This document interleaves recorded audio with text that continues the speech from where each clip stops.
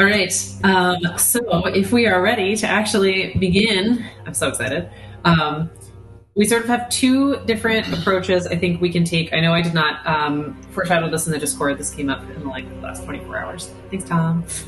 He didn't tell me to do this. He just suggested it, and I like it. I'll give you guys options. So either we can have a chat about how you guys already know each other, and then we can move forward, or we can do a little combat encounter, which I'm going to have you do either way. We can do a little combat encounter first and set it up to where you all just happen to be involved in this combat encounter, and that's how your party forms. Is there a preference? Do people have ideas? Chat it out.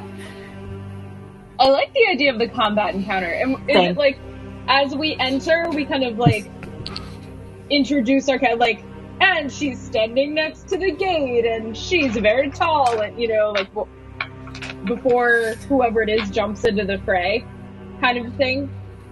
Yeah, I'll still have you all introduce yourself. Okay. Yeah.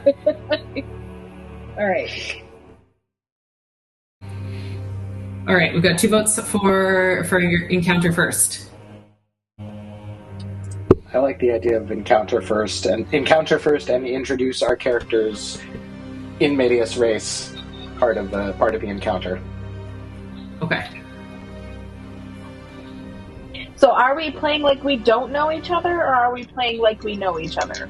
Why would we need to do introductions if we already know each other? So I think this would be playing like you don't know each other, but if some of you have talked and you might already have a relationship in mind to have with someone, we should say that now, and that's also great. And not everyone has to know everyone, but in case folks had already kind of worked some of this out on their own. Or had ideas. Nope. All right. I'll assume strangers. Excellent. Oh. Stranger danger. All righty.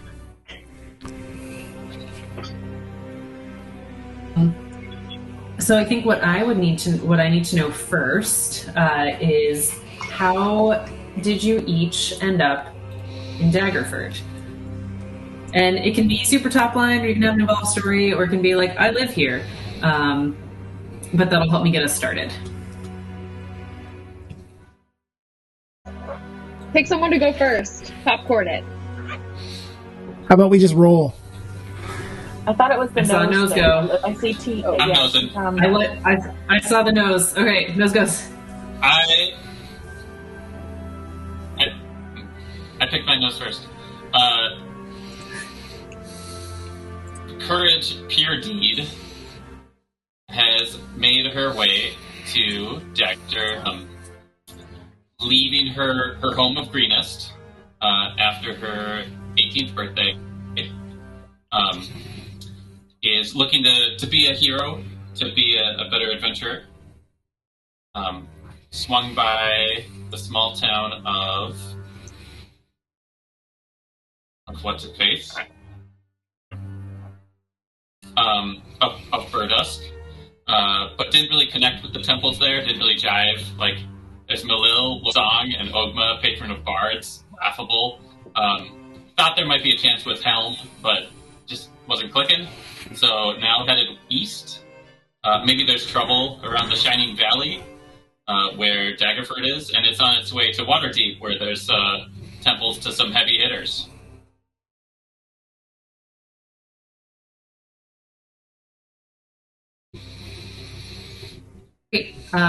If a passerby in the road saw Courage walking by, what would they see?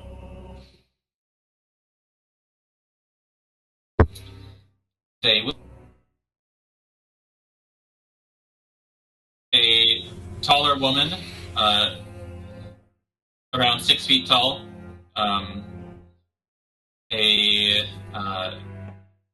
seems like a stocky build, but her slighter upper body is hidden under her chainmail and decorative pauldrons.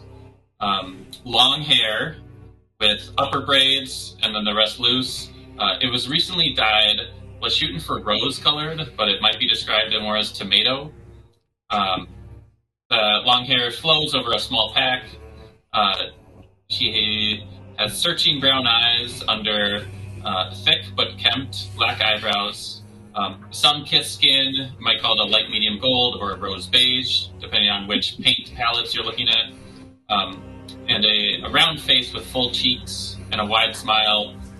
She has a large heater shield with glowing rose petals painted across the front and rose-colored trim, a mace at her side, metal greaves, and boots, which you might take a second look at and realize that these boots have pretty, missiles on them,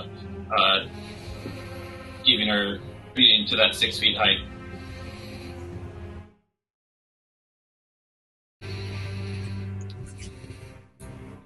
Excellent. You want to pick someone to go next?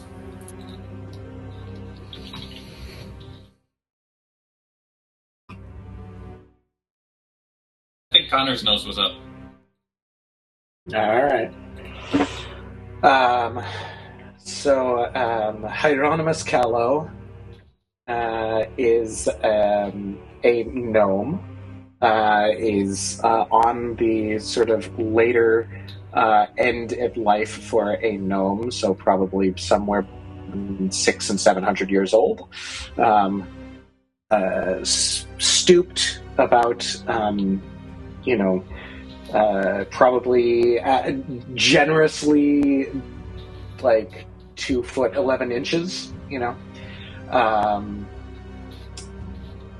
has left a long and distinguished career as a professor of natural philosophy at the Conclave of Silvery Moon, and has decided that in his remaining years he is going to get out of the classroom, out of the lecture hall, out of his office, and explore the world a bit.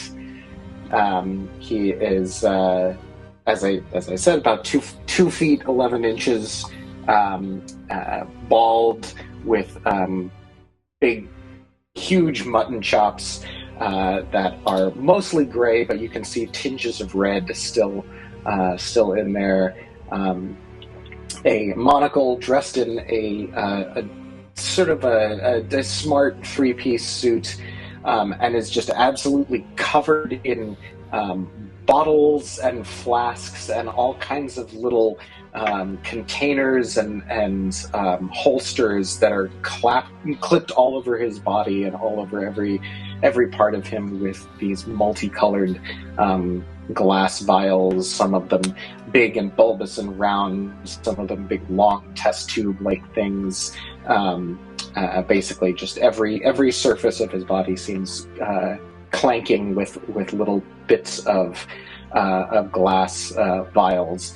And he has a very large pack on his back that also jangles quite a bit with the sound of glass vessels, presumably inside of it as well. And how did he end up in Daggerford? He's just been kind of wandering. He's seeing the world. He's going up and down the Sword Coast, just sort of exploring various different parts of the world. Because really, up until this point, he has spent most of his life. The extent of his travels have pretty much been from the lecture hall to his office to various faculty meetings and things like that. Being a gnome in a largely human department, he has had either the fortune or the misfortune to completely outlive 7 or 8 full regime changes within the faculty, because basically everybody he's ever worked with has gone through their entire careers and died, and he has continued because he's a gnome and he lives a lot longer than the rest of them. Excellent. You want to pick someone to go next? Sure. Let's. Sally, are you set? I think I'm set. Yeah. Okay. Yeah. We're gonna need to find another solution for this, because this is not a very comfortable position to be sitting in. But it's the power. We can find outlets. But, yeah, Connor's is unfortunately the only place in this apartment where you can comfortably sit with a plugged-in computer at this moment in time. So I'm perched. We'll figure it out. Anyway, so Beatrix, Beatrix is a half-elf woman. She's also, like Courage, she's very tall. But she's not quite as tall as Courage. She's like 5'11". Like maybe close to 6 feet in boots.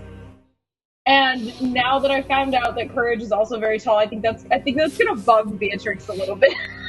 She's not the tallest woman. She is like visibly pretty muscular. She has very sort of toe color, like blonde hair, bright blue eyes. She is pretty severe looking. Like I think she's a little bit more delicately featured than this, but if we were casting her in a movie, I mean, Gwendolyn Christie is the obvious fit. And she is in chainmail, and she carries a glaive strapped across her back, and she has a shield with some pretty fresh paint on it with the sigil of the Dawnfather. And she looks like she means business. Her hair is like sort of braided back, like a French braid, kind of braided back, held out of her face. And she is in Daggerford because she's from Liamshold, which is a small town nearby.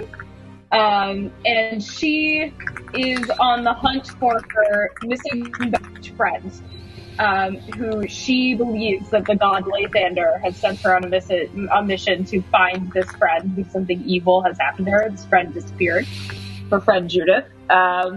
And she's sort of wandering the area, trying to figure out likely places where Judith or someone who knows what happened to Judith might be, and is also checking in at various temples of Lathander to sleep and to talk and to pray as she's going. And it so happened that Daggerford was her next stop. Well done. Daggerford does have a temple to Lathander.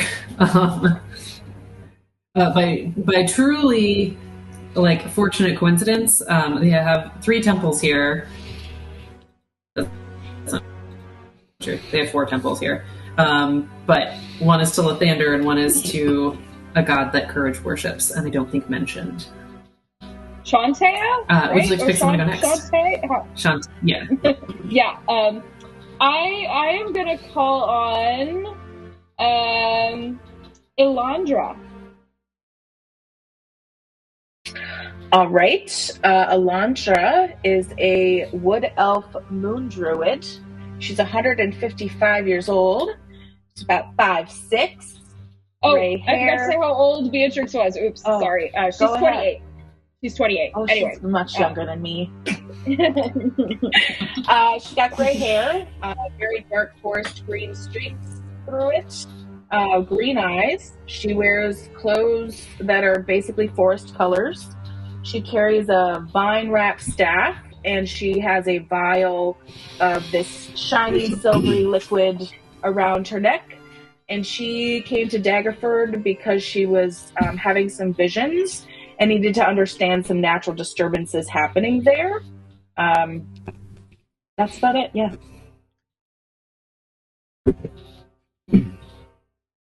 Go ahead, babe. So, I am Lucian Ravenstone. This is a kind of tall, almost gangly Eladrin elf with coal black hair, so black it's almost blue, that sticks straight up off the top of his head, with shaven sides. He has very, very pointy ears, adorned with some tight black earring bands. He is wearing what looks like a very antiquated and formal set of scholar's robes. The hems, at the bottom, very dirty and dusty, and the long cloth of the robe is cut into long slats, almost giving it kind of a feathery movement as he walks. As he walks, you can see kind of peeking out from beneath the robes, there is an antiquated set of leather elven armor that he is wearing, also black with some silver filigree on it. As he walks, he has hip pouches and bags, clearly holding books of different sizes. He clutches one in his hand, and in his other he has a long wooden staff with a gnarled limb that comes off the top, atop which sits a small gray owl, kind of sleeping, nestled into the corner of the staff. He has very pale skin, very long, delicate-looking hands and fingers. As he turns and kind of looks up from his path, he has startlingly purple eyes, but his skin is very pallid and white, almost as if he has been stuck out in the cold for far too long and is beginning to feel the effects. He coughs a bit, and it's phlegmy as he goes by, and he is in Daggerford because he has come to peruse through as best as is possible. If the scribe's friendship will get out of his way, he would like to peruse some of the tomes stored in the crypt garden.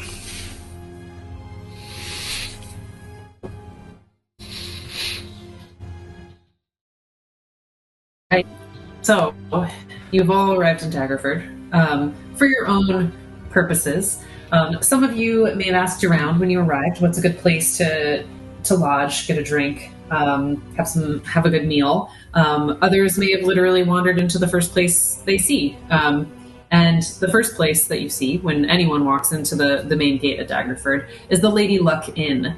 The building itself is quite large, and inside it looks like a very well cared for D&D version of Applebee's. The walls are decorated with weapons and armor and various trophies. Like, is that a dragon skull on the wall? It certainly looks like it. And in the middle of the floor is a large stone column. There are lots of people inside, enjoying a pint after a long day of work. You all would know enough about Daggerford to know that this is a big trading hub because of its location on the river. It's known for trade, it's known for some transportation, and it also has quite a few farmers that work, on the outskirts of the city. So folks come in for a drink and to swap news. And I think I'm going to railroad you a little bit because this is supposed to be a little party formation encounter. I will not normally DM like this. If it's okay with them, I could see maybe Lucian and Hieronymus. Did I say it right, Connor? Hieronymus. I think he's Hieronymus is usually how it gets said, but he will he tends to pronounce it Hieronymus. So Hieronymus is his way of saying it.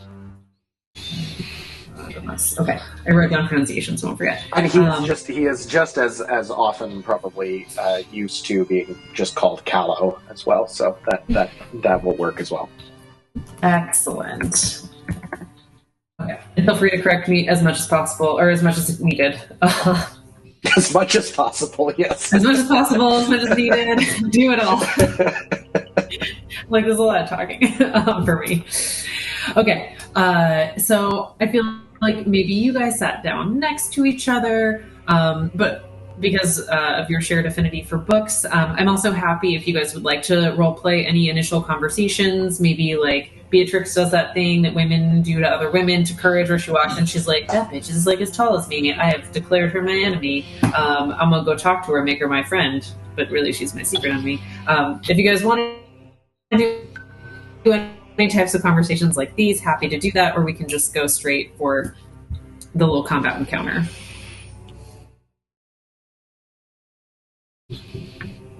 Courage would walk up to Lucian. Oh, I hear Tom talking. And say, we're still figuring out what. My friend, is there? You seem to have a bit of a cough. Are you feeling well? Lucian's going to look up. I'm fairly certain that I am shorter than this large woman who has come walking over to me. And he's going to, at this point in the tavern, he's pulled out a book. He's beginning to read, and he has just a look of annoyance on his face. But is Courage? Does Courage have any kind of signifying anything that signifies her faith as a cleric that I might see as I look up?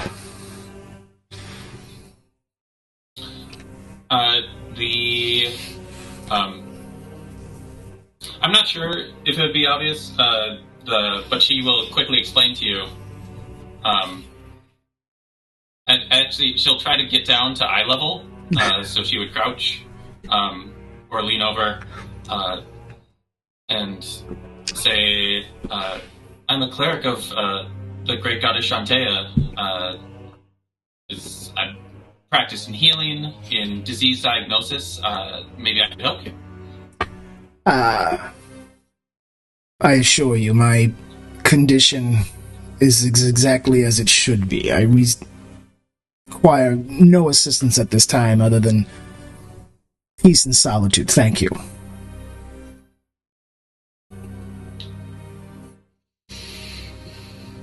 Callow is, of course, sitting next to them, towered over even in a seat by these two individuals, and turns to Lucian and says, "Well, not contagious, I hope."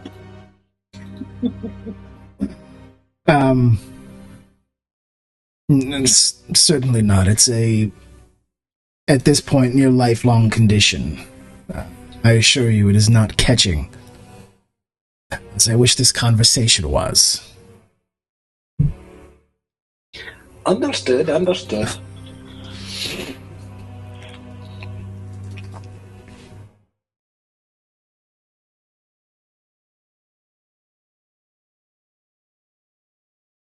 At that, you all sort of are around the bar for various reasons, whether or not you're speaking with each other or trying to get a drink, and you overhear the bartender speaking with another patron.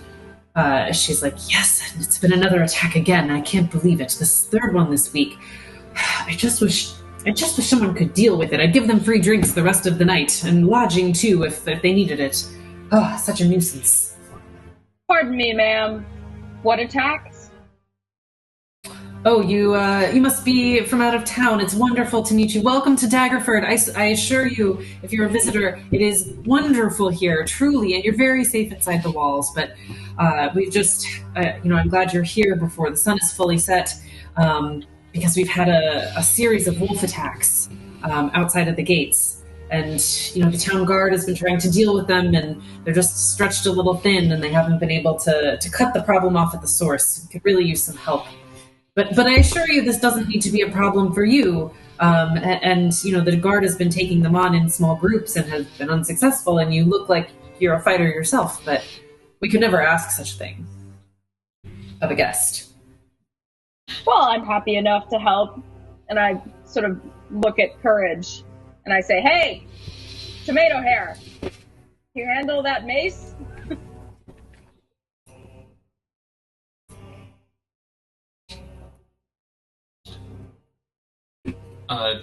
Courage will make eye contact again for a second with Lucian. Well, if there is anything I can do, perhaps get your affairs in order for whatever mortal illness you have, let me know. I'll be around. Yes. Come in. Wolves, you say?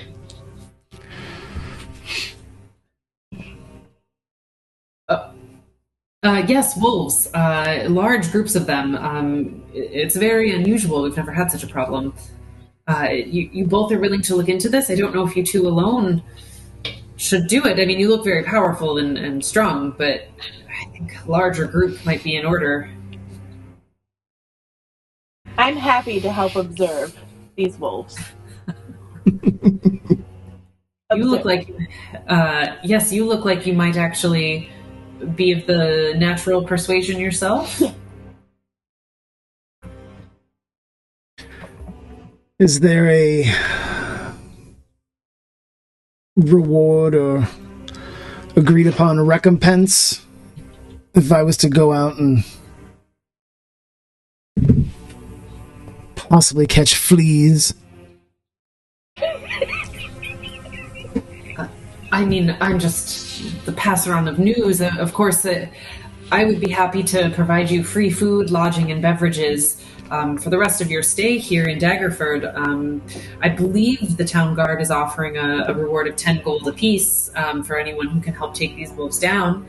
But you would have to double check with them to make sure that that's the case. And you would have seen some signs around town that this was true. Like, town guard offering 10 gold. Good enough for me. Yeah. I want to hit something. What have these wolves done? Oh, they're attacking travelers on the road. It's quite unusual. The travelers run away and the wolves pursue them. It's like they're otherworldly. Interesting.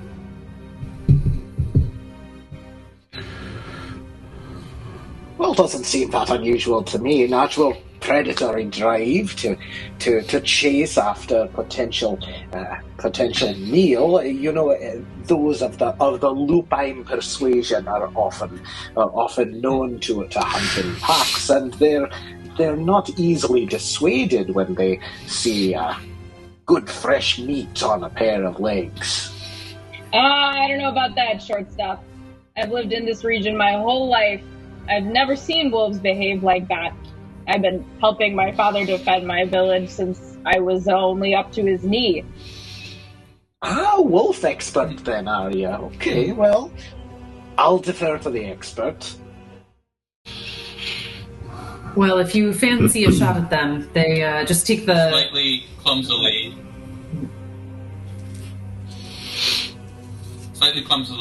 Courage Puredeed will crawl onto the bar and stand up and cast light upon her mace and hold it up. And so it's set. Us brave adventurers and myself, Courage Puredeed, will vanquish this woven menace in the name of Shantea for the people of Daggerford and of the Ladies Luck Inn. Lead on. Okay. Cool. I am fairly certain that I will regret this. Let's get out of here. All right. She tells you guys where to find the wolves, which is just south of the town gates. If you take the Tradeway, I think it's called the Tradeway, south past the bridge, the wolves are attacking people just there. It's super close to town, which is what's so unusual about it. All right. So you guys head out of town together. Is there anything you would like to RP before we do this little practice encounter?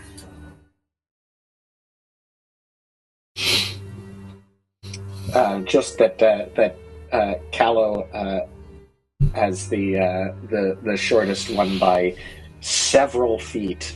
Is having to sort of jog and skip to keep up with everybody. But is certainly too proud to ask anybody to slow down.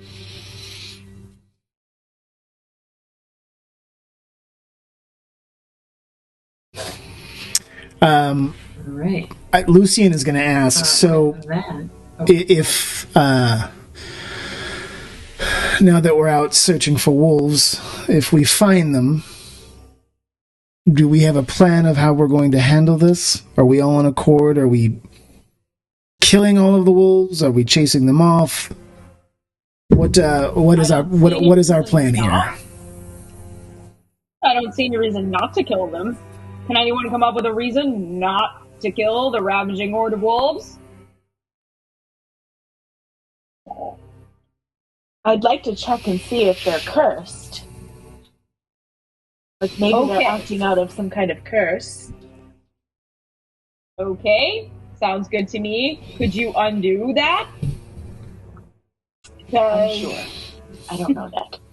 If they are cursed and you can't undo it, maybe they're better off dead. Anyway. Good call.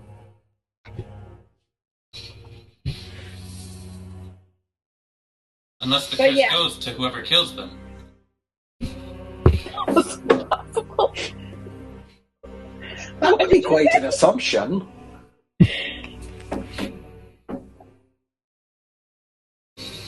Well, it might be the kind of curse that goes to whoever kills them. It's a great thought. Well, it sounds like you should keep that in mind for any future curses you may want to put on people. As we're all in agreement of determining if the wolves, these simple beasts, are cursed, how about we define what some of our abilities are? I'm most interested in knowing which of you would be meat shields of the fighter or frontline persuasion per se. The kind to run what forward, run forward, screaming your fool heads off. Which of you is most capable in that regard? I mean, that sounds like me. Indeed. I tend to keep them outside the reach of my glaive. I mean, I'm not stupid. Well, it's a subjective scale. And you? I'm not afraid if they get inside the reach of my mace. Excellent. Will you be narrating every one of the steps of the adventure as we go forward? That's a great question. Are any of you bards? Will anyone be recording this? Certainly not. Do I look that frivolous? Poets? Songsmiths? Anything? I can sing, but I shouldn't.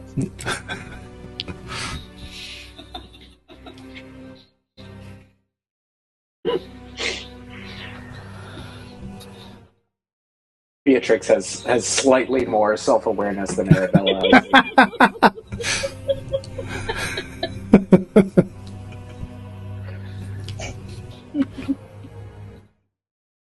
I myself would be probably part of the further back, more distance-oriented fighters. In fact, I don't consider myself much of a fighter at all. I'm really here as an observer, more of an interested party. Truly, I'm shocked. You could knock me over with a feather.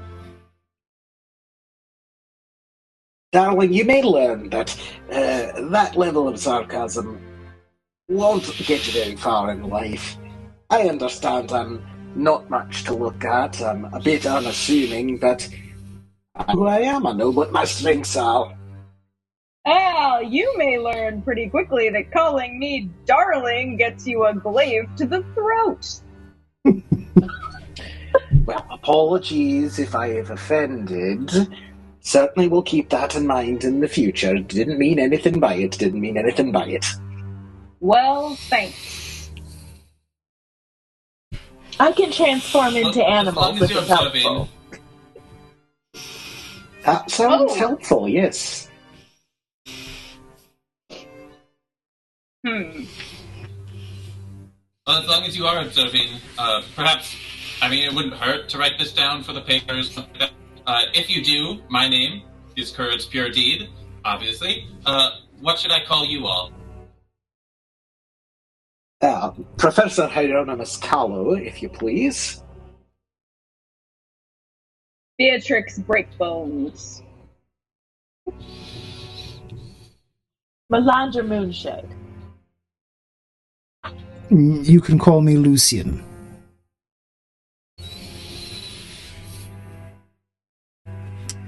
Lucian is going to, as we're kind of continuing our walk, he's going to turn to Hieronymus. You say you're a professor. Of what do you study? Yes, well, I was for many years on the faculty at the College of Natural Philosophy at the Conclave of Silvery Moon. specializing in the theory of the combination of various elemental forces to effect certain transformations and expulsions of energy.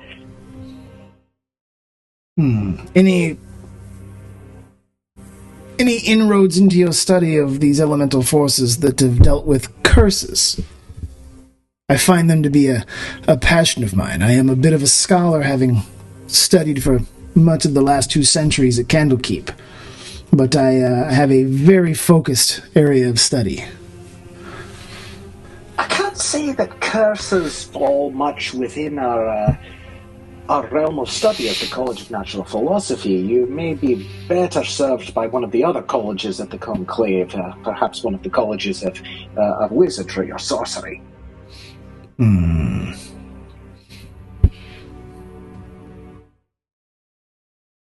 In your...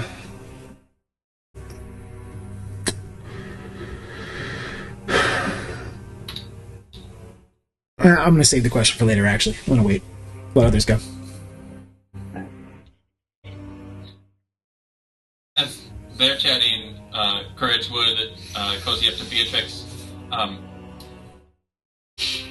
I like that sigil. It looks fresh. Did you just sign with the big guy?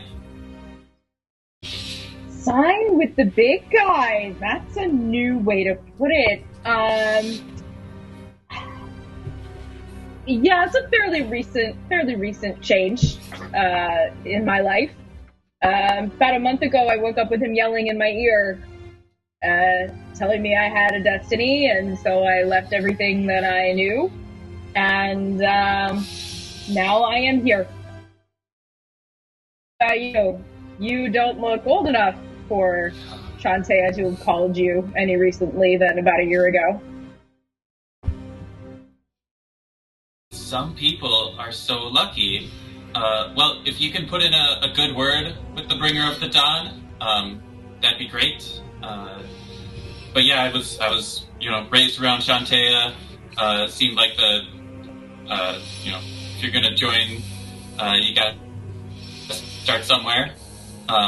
And she's great. Praise be the Great Mother, Golden God. Love her. But yeah, big fan. And I mean, Shantae and Lathander, they're like that, right?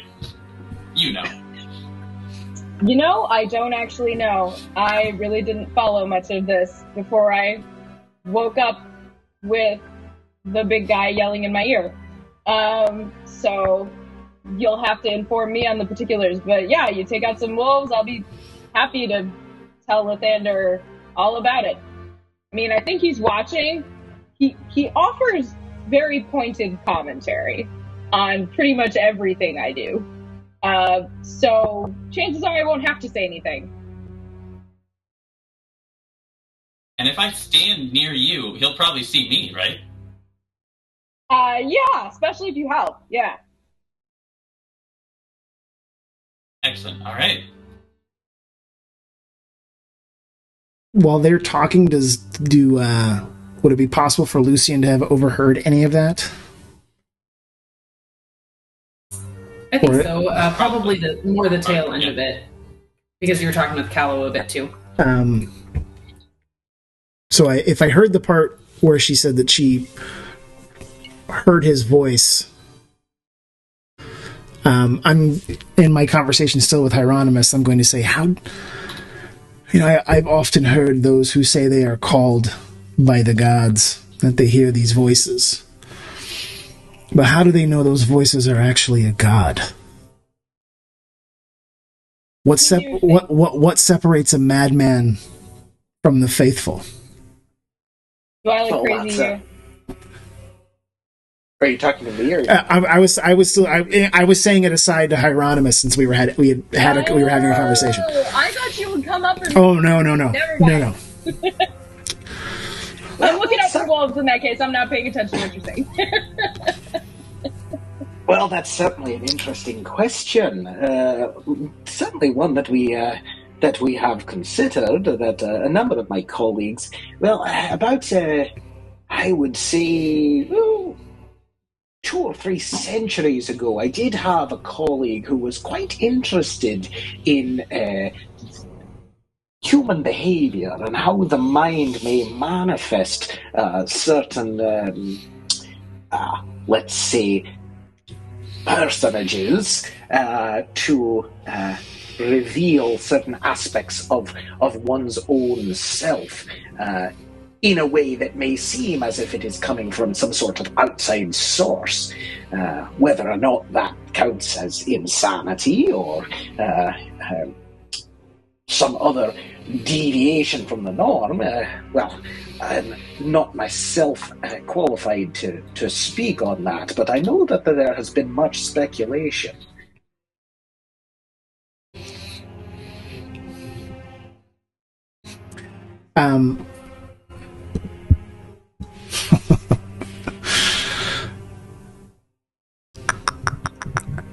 No, I'm gonna wait.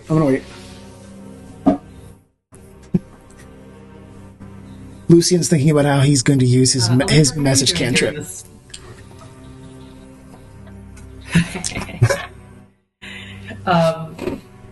Elandra, what are you doing during this walk?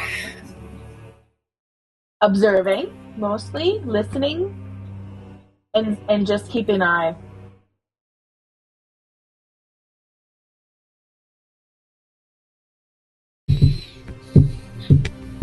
To which Courage does want to ask her. You don't have to walk, or you don't have to. Oh, go ahead.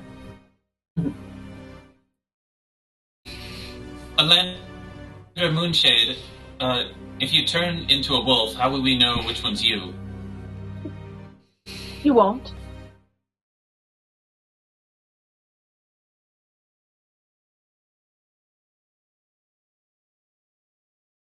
Okay, well, apologies if I hit you.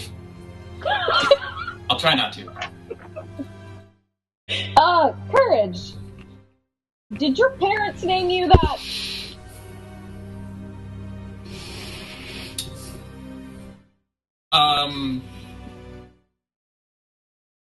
That's a question. Yeah. Well, if it helps, my mother's name's Faith. No, it doesn't help.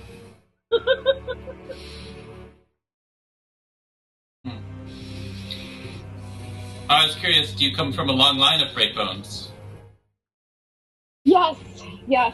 Many generations back, as my mother loves to remind me.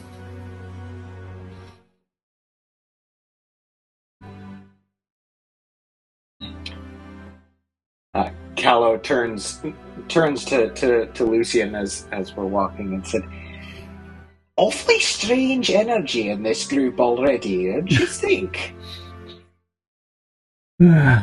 Well, quite frankly, you're all a stone cold pack of weirdos as far as I'm concerned, and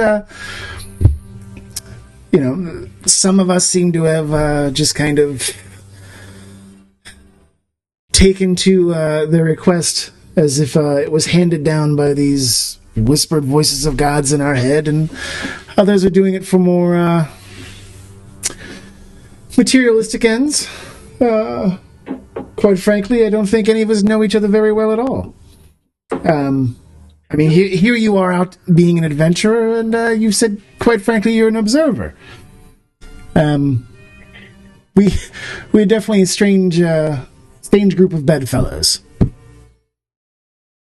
Oh, indeed, strange is all right by me, but seems as if we're all taking a good deal of issue with each other's strangeness. I'm just here to observe and just here for the experience, if you will.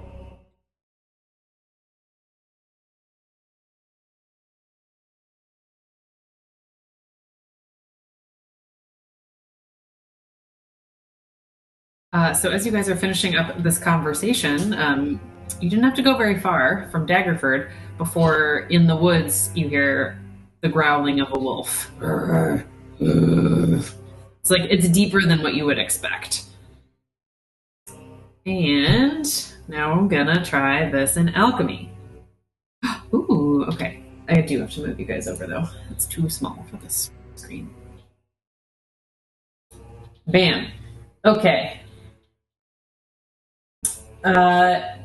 Jamie, how do I roll for initiative? How do I make everyone roll for initiative?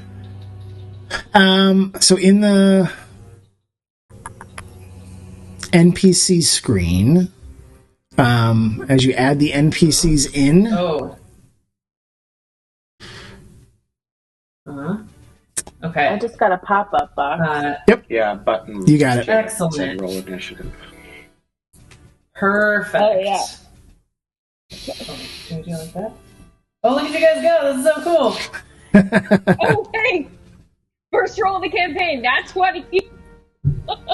Woo! Yay! How do I put Now, that in since I rolled? I am seeing inaccuracies also in my armor class on alchemy as well, and I don't know if that initiative actually factored in that. If you in my initiative thing, if you click on yourself in the center, it'll open up your character sheet inside of alchemy. Yeah. Mm-hmm. It should show your armor class there. That is one of the things. Yeah. It may not have pulled over the correct number. You can edit what you see here, upper left hand corner. There's a little wrench that'll let you edit. Got it. You can modify your armor class, and your initiative bonus might say 0. You can change that to whatever the plus or minus is. It does. Okay, I think I then need to re-roll initiative then, if that is okay, because it was not. Okay, yeah, my armor class is wrong too. Hang on. But I rolled initiative naturally, and I got a 20. Okay, hang on. Wow. Armor class is not 10. Armor class is 18. 1 second. Alright, how do I edit it again? Sorry, Jimmy. That's okay. If you so looking at the sheet, upper left hand corner, you're gonna have a little wrench for edit. When you click on that, it'll open up and give you all. I see it. And you'll notice that you have a series of tabs: characters, trackers, features, description, etc. And if you scroll down, all the stat stuff is usually that first page. Hit points and that kind of thing will be on the trackers tab, however. Okay. Alright, my armor class is 18. Okay, here we go. I don't know how I re-roll initiative is the problem, though. And I don't want to mess up Emily's initiative thing because I imagine that it is helpful for her to have. What did you roll initially? I mean, you rolled a 2. I rolled initially a 2. And what's your plus to it? So I should have a +1 to initiative. So a 3 total. So it should be a 3 total. I don't think that actually messes anything up. Yeah, I was going to say, you might be able to right-click or drag. You might be able to drag and drop the initiative order now. I haven't tried it since the last series of changes. Oh, I think I can. We're going to do a tester and see if I can. Okay, since I rolled with normal dice, how do I just tell you what? Sure. Let's give it a try. Okay, so I rolled an natural 20, and I have my initiative. Where? Front of your sheet, you've got a +0. Oh yeah, yeah. I got a still plus need you to roll. Okay. In the app, because otherwise, at least for me, you're not showing up. Okay. So how do I do that and still keep what I physically rolled, or can I not do that? Go ahead and roll, and then I'll move you. Okay. Okay. And what did you say it actually was? 20. 20. Okay. Can I even change it? Can you right click or just drag and drop? Yeah, right clicked. Yeah, so I can move her. Yeah. So she's, at least in mine, she's moved. Yep. I was trying to figure out if I could actually change her initiative roll. I don't think I can. I don't think so. I think as long as they're in the right order, though, it should cycle through correctly. Great. Okay. So right now I've got Elandra at 22, Beatrix at 20. You'll have to help me remember it. Lucian at 10, Courage at 5, and Callow at 3. Yep. All right. Excellent. So another question for you guys is, can you right-click? So at least for me, you guys, like your tokens are all on the right. Can you right-click your tokens and click token and place yourselves on the screen? Like on the grid? I do not see a grid. I don't see grid either. Yeah, so you guys actually I figured it out. Yep, you got to open up manually. So up next where it says Party, Encounter, and Watchers, there's a little map icon for tactical mode. Oh, I thought it did it automatically when I switched. Nope. Lets us pick and choose. So how do you move yourself? So I think you've actually got to drag our tokens onto the map for us. I do it? Okay. Yeah. Yep. All right. And hopefully you guys can then move yourselves around. I'll just put you down for now, and you can tell me what you want to do with your... and can you guys see the wolves? Because right now they're showing up as, like, hidden to me. I do not see I don't see wolves. I don't see wolves, no. And yep, I can move my token. Excellent. Again, I can't move anyone else's. Yeah. So. No, shall I give you the right perfect. series? That's what I was hoping would happen. I don't know how to make the wolves. Does this work? Nope. I can't move myself. Add tracker. Wait.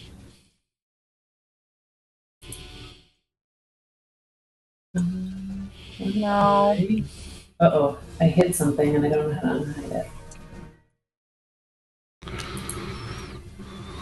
Okay. Add tracker? Nope. No, you don't need to do a tracker. Nope. Oh. You don't see your little token. Yeah, you might have to I move see the it. map around with the hand. Oh, okay. I see her, but I can't touch her. Do you see the map with the rest of us on it? Yeah. And she's... Hang on. So Lucian is right next to her right now? Yes, I see that, but I cannot move myself. If I click on her, nothing happens.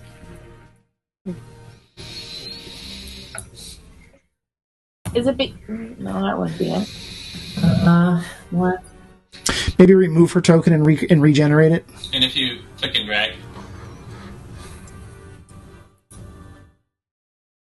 Yeah, Sally, you can't just click and drag it somewhere else. No, nothing's happening. Oh, I see him moving. that's him. That was me. I was testing. I was testing to make sure like it worked. Okay, so stop. So try again, Sally. I'm just curious if that fixes it. Yes, I moved myself. I think. Yep. I did not move you. That's great. Okay, all right. I think that was me. But now the screen looks really tiny. So you can do you have a trackpad? So two fingers in and out will shrink or maximize. Oh, I can see the wolves now. You can shrink or minimize the map, like zoom in, zoom out. Just 2 fingers up and down on the trackpad. Like you're scrolling. I'm doing that and nothing is happening. Oh wait, now something is happening. It's just it's really laggy. It's really slow.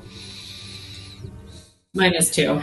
Oh wow! Now it's like 2 zoomed in. Oh shit! Okay, hang on. I think my computer is close to busted. Or something. Hang on.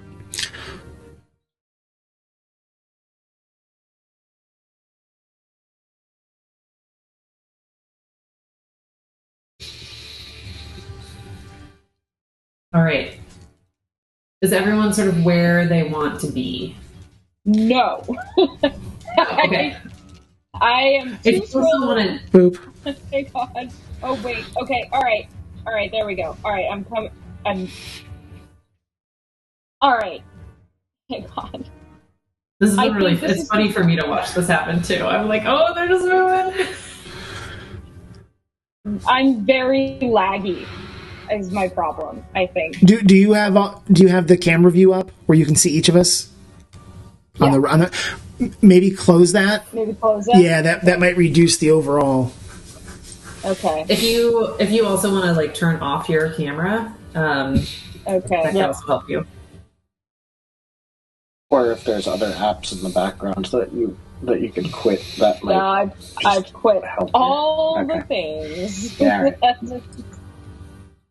Oh no! Shut! Don't show video chat. Wait. You might have to go back to the story mode. Yeah, hang on. There we go. Alright, let's try this. There. There. Okay. Alright. Yeah, looks like she's moving all right. Here we go. Oh. Yeah, looks like it.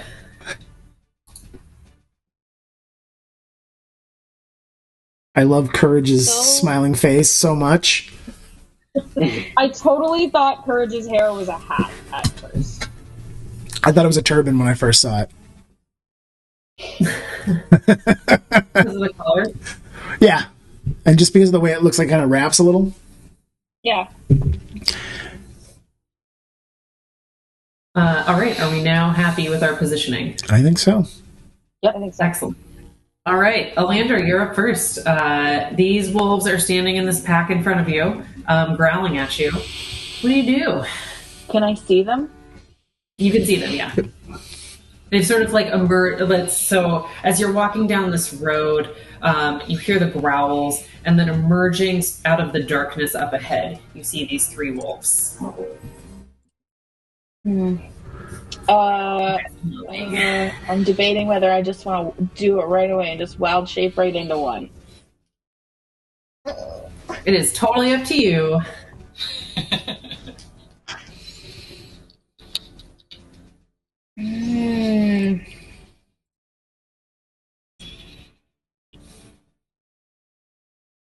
Is there any way I can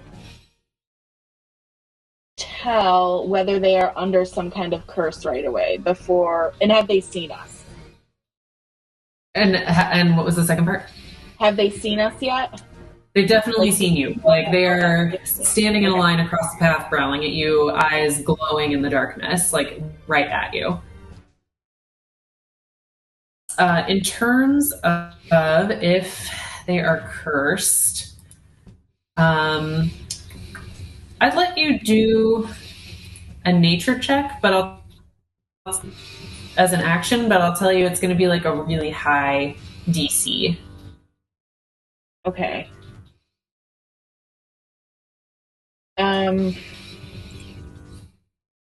Trying to think of what else I might be able to wild shape as where it might scare them.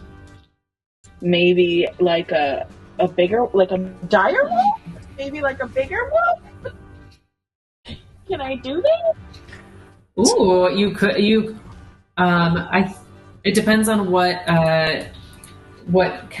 level you can wild shape into right now. So I think it's what Direwolf is CR1. Yeah, until she's what, level 8. Oh, so it on your sheet it'll tell you under wild shape.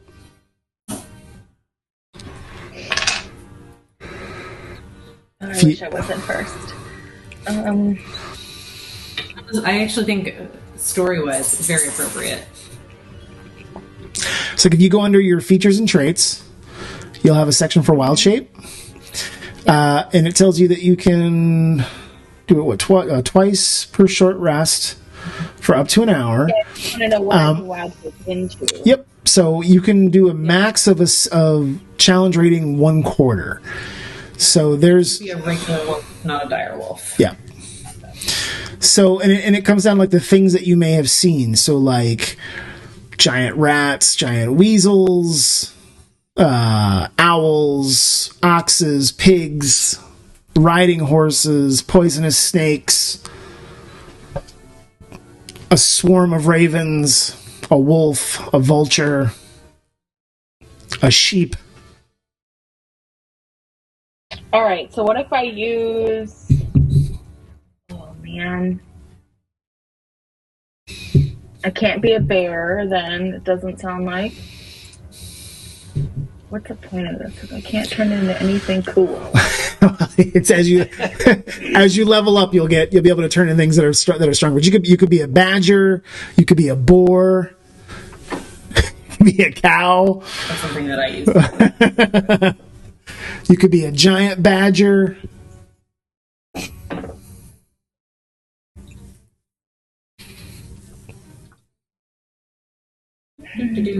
Bear is going so slow. Also CR1. So same as Direwolf. Okay. We can look up a horse. How far am I away? 5, 10, 15, 20, 25, 30, 35, about 40 feet. Oh.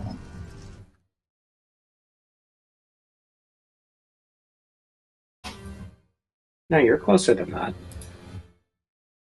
Yeah, 5, 10, 15, 20. You're within 25 feet. 5, 10, 15. You're like 20 feet away.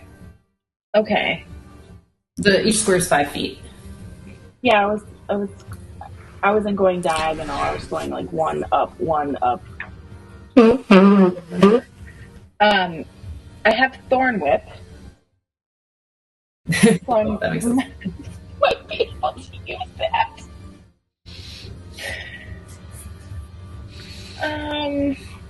Let's give it a whirl. I don't know. You can definitely try to use that. All right. All right. Elandra coming out hot. Go ahead and roll to attack. So you're going to roll a d20, and then it looks like add 5. 15. 15. 15 hits. Which one are you aiming for? The one in the bottom. This, I can't do circles, so I can roll 20. Yeah. So it's like an L shape, and it's an upside down L, and it's the bottom of the L, right? The one on the bottom. Okay. Who are you? That one. Okay, go ahead and roll for damage. How do I do this? So it's a 1d6. Thank you. Mm-hmm. So let me ask you real quick, hon. Bottom left of your screen, it says actions, spells, skills, and equipment. Yeah. If you click on spells, do you see Thorn Whip in there? Yep. So next time, if you just click on that and then use that center button to cast, like we did earlier, it'll roll the attack and the damage at the same time. Oh, okay. Yep. Cool. Should I redo it or just? No, it works for me. Okay. And then I think 3 damage, I believe. What is this? Do I do my +5? So the +5 is just to attack. And Thorn Whip, if you, I'm looking at your D&D Beyond. Thorn Whip just does 1d6 of damage, but it also has. I want you to describe it, but also I need to ask. You have the option of pulling it 10 feet closer to you. If that's a thing you'd like to do, it's optional. Sure. I will pull it 10 feet closer. All right. Let's see. Does this work? Yep. Looks like it. Or like, is that where you were aiming for? Is more like the question I'm trying to ask. Yes. Excellent. What does it look like when you cast this Thorn Whip? So you guys walk up, you see these wolves with their eyes glowing in the dark.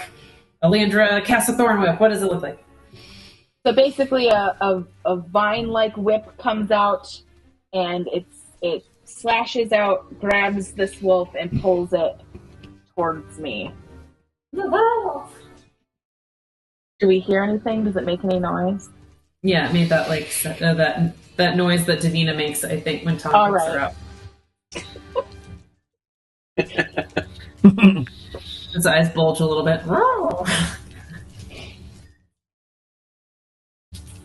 Anything else that you would like to do on your turn? A move, bonus action? I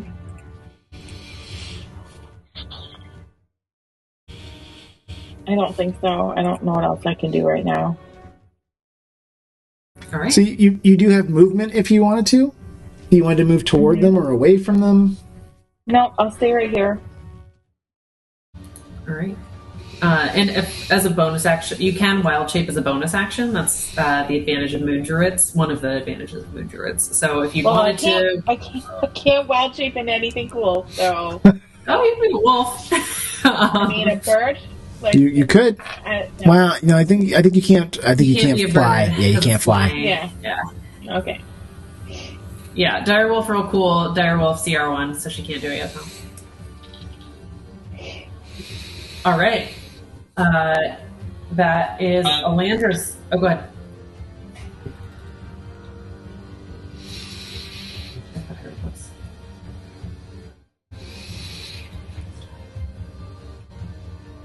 Was that who?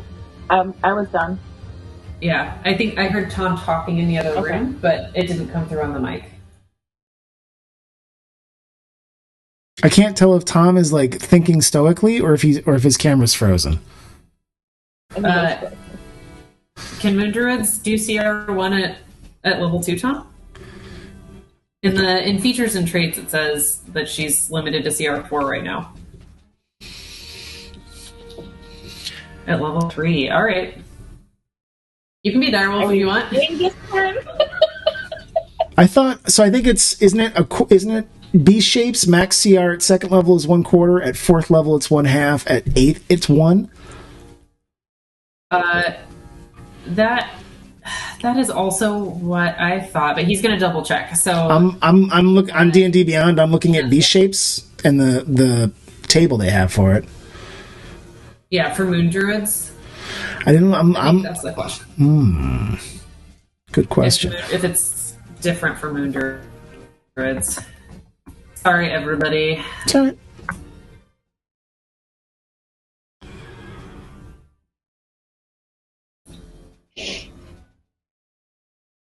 That might be true. I don't have my player's handbook nearby.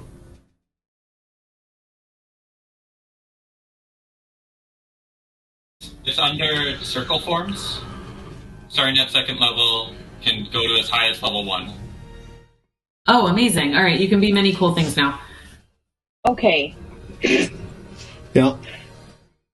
So should I... if you would like to redo the turn, that's also fine. And everyone else, this will get better at the wild shaping once they get used to it. All right. I don't want to take up time. So you're... Jeanette, you're fine. The whole point of this encounter is to figure it out. Do this. Yeah. Did I lose someone? Can you guys hear me? Yep. No, we got you. Mm-hmm. Yep. Yeah. So you can either decide to go ahead and do your Thorn Whip and then still wild shape into something else, or if you'd like to say, no, now that I know it can be something cool, we're going to retcon that, and instead I transformed into something cool immediately. Yeah, I would have liked to transform into a direwolf immediately. Excellent. Okay. That is what we're going to do. If I can get my thing to cooperate. So instead, what does it look like when you transform? I think that... I haven't really thought this through. I will basically raise up my cloak, or whatever cloak thing I'm wearing, throw it over myself, and it will just basically turn me into this massive creature, the direwolf. And I'm going to go running towards them. All right. As a direwolf, you have a speed of 50 feet. Okay. And can I attack them as a direwolf? You absolutely can. I have your stats pulled up, so I can also tell you what if this helps. So your option as a direwolf is your attack option is to bite, and you have a +5 to hit on that. Okay, so I will go after this bottom guy. All right. And Jaime, help me out with this again. Mm-hmm. Is there something I should hit in my actions or whatever? So we don't have you set up to have like bite and stuff like that. So you're just going to have to roll, and we'll add in the pieces. So, roll a d20 to hit. Let me just grab. All right, so +5. Yep.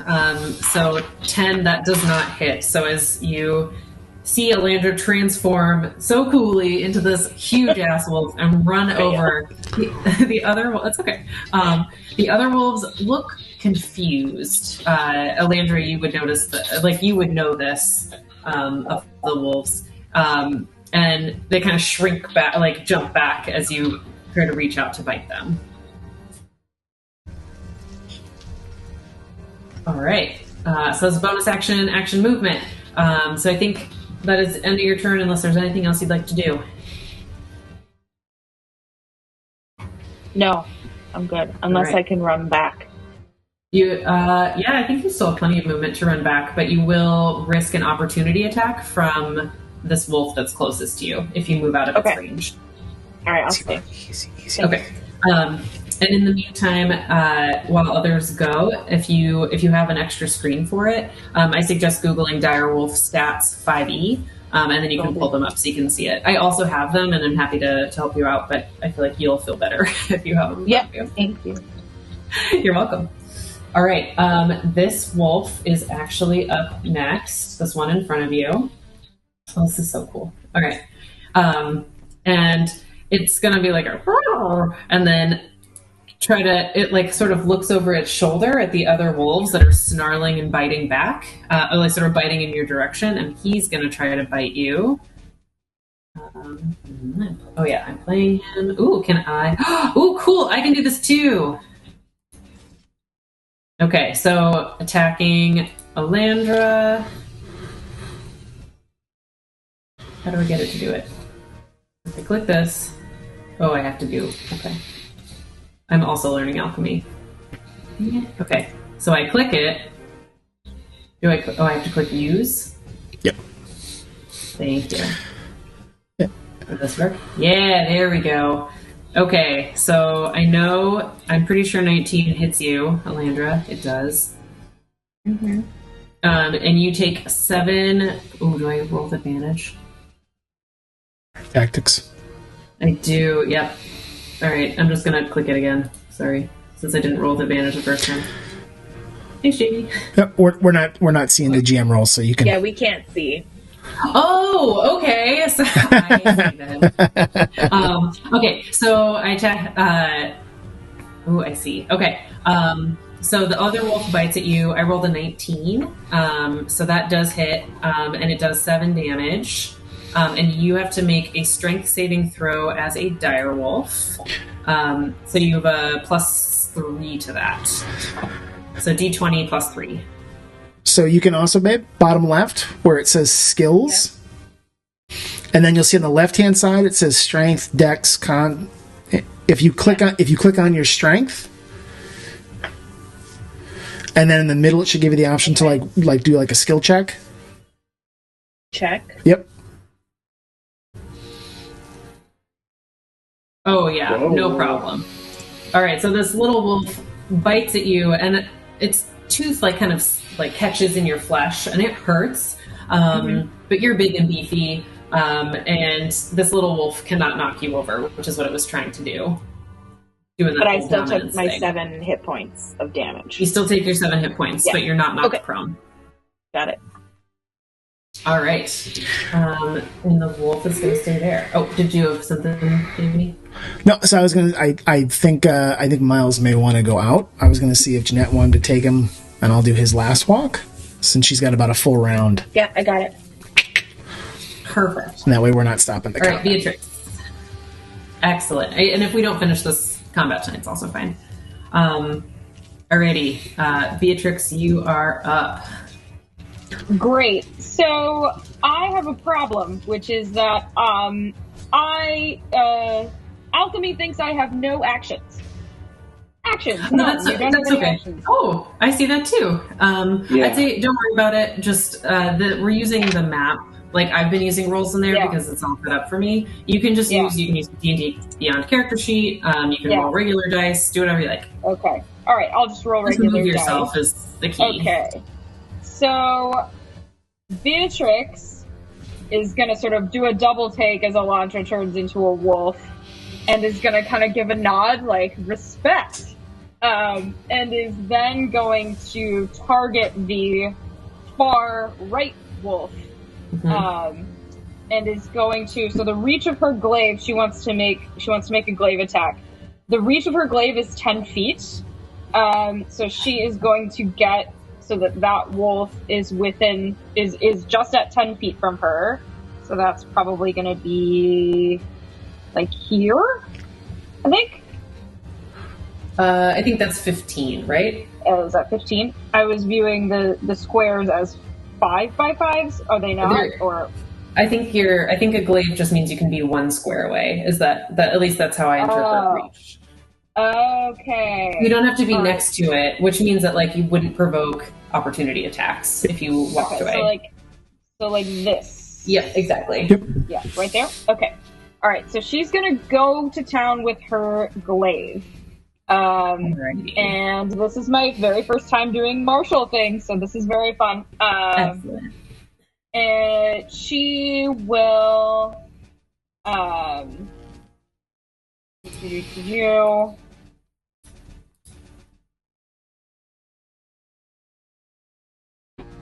all right.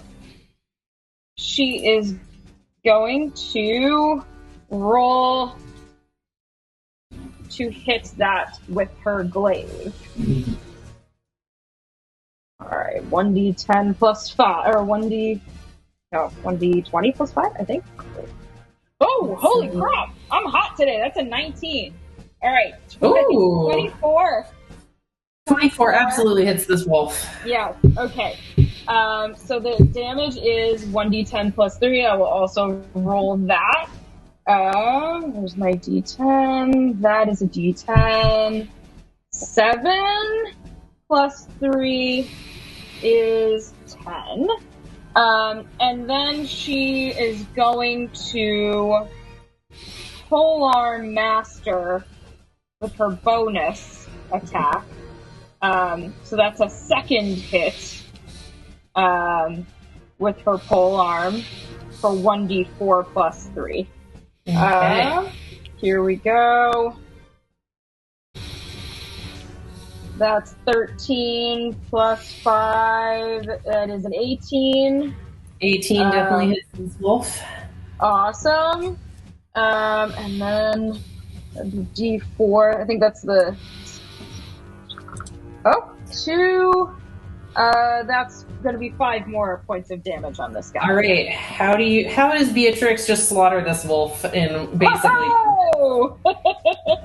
Okay, so she gets within pointy end of the glaive range. She swoops with a wide arc.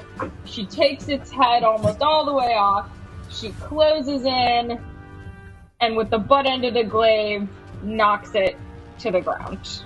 And it dies. Poor wolf. Yeah.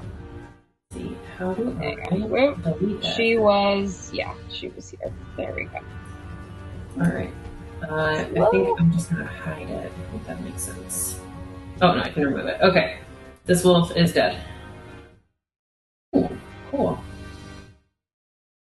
All right. Anything else you would like to do on your turn? I think you might have a little more movement left if you wanted it. That's true, I do. I will back up a little out of reach. I'll do 5, 10. I'll get back up here instead of hold my glaive in ready position in case one of them comes near me. Okay. Yeah. Oh hi. I know. Alrighty. That wolf was supposed to be up next. I think it was that. Yep. But it is dead now. So Lucian, you're up. So this path that we're on, kind of moving between these two blocks. How high, like the area where Beatrix is, how high is that ledge next to her? It's not that high. I would say it's like maybe 7 feet up in the air. All right. So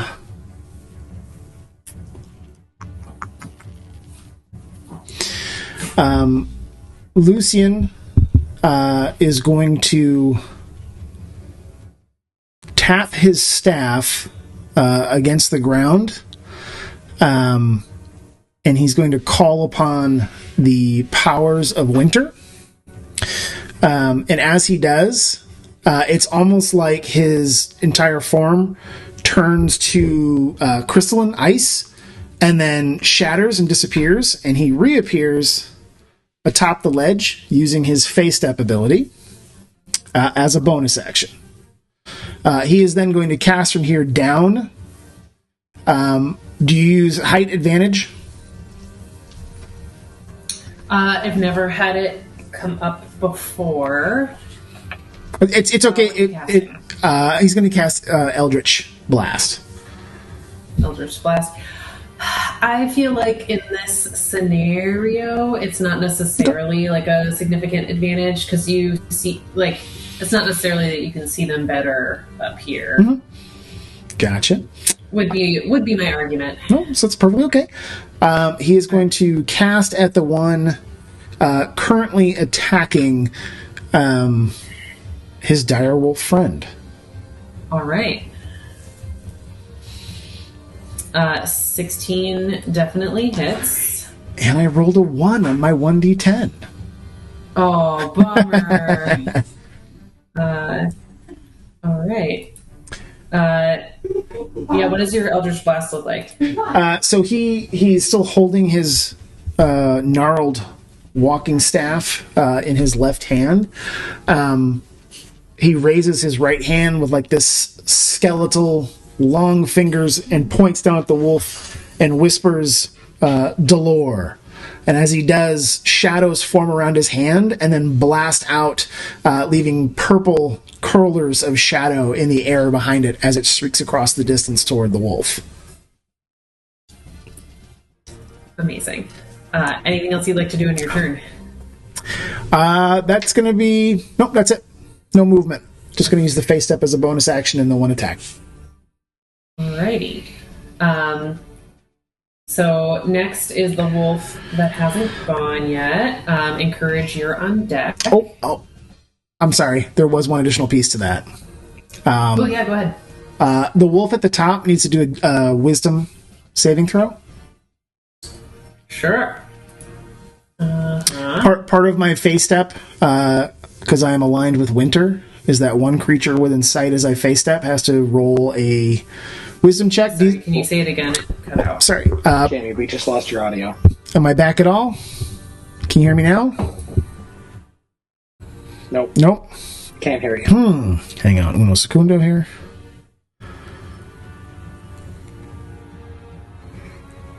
How about now? Any better? Yeah, there we go. Nope. For some reason, it switched over to my AirPods. So I, as a Eladrin elf, the season I'm currently aligned with is winter, and when I use my Face Step, one creature that I can see has to make a wisdom save, DC 14, or is frightened of me. All right, he is frightened. This wolf is frightened of you. Excellent. So this is the one. This is different than the one you attacked, right? Correct. I decided frightening that one, attacking this other one. So seeing this blast of energy come out of what maybe it feels a little bit like nowhere to this wolf. He's very confused because it came from up high, hit his friend. He goes and tries to. I think he has to run away from you, right? He doesn't have to run away from me. He can't willingly move closer. Move closer to you. Yep. So he's got a disadvantage on ability checks. It is his turn. So disadvantage on ability checks and attack rolls as long as I'm within line of sight. All right. Yeah, he's and you're pretty visible up there because now he knows where you are. He went. What? He is going to move around and also attack this direwolf, a creature that he knows. So he will reach out to bite. I'm gonna get pack tactics. So you said I can. Oh, hi, Miles. I'm getting attacked by wolves. I'm attacked by wolves. Oh no! Huh. How do I know if it successfully rolls with advantage? It's only showing me one number, but I thought it said I was rolling with advantage. It doesn't matter. If you click on the attack, hang on a second. Uh-huh. It should show you like the 2 different die rolls, and it will have taken if it's advantage, it'll just choose the higher one.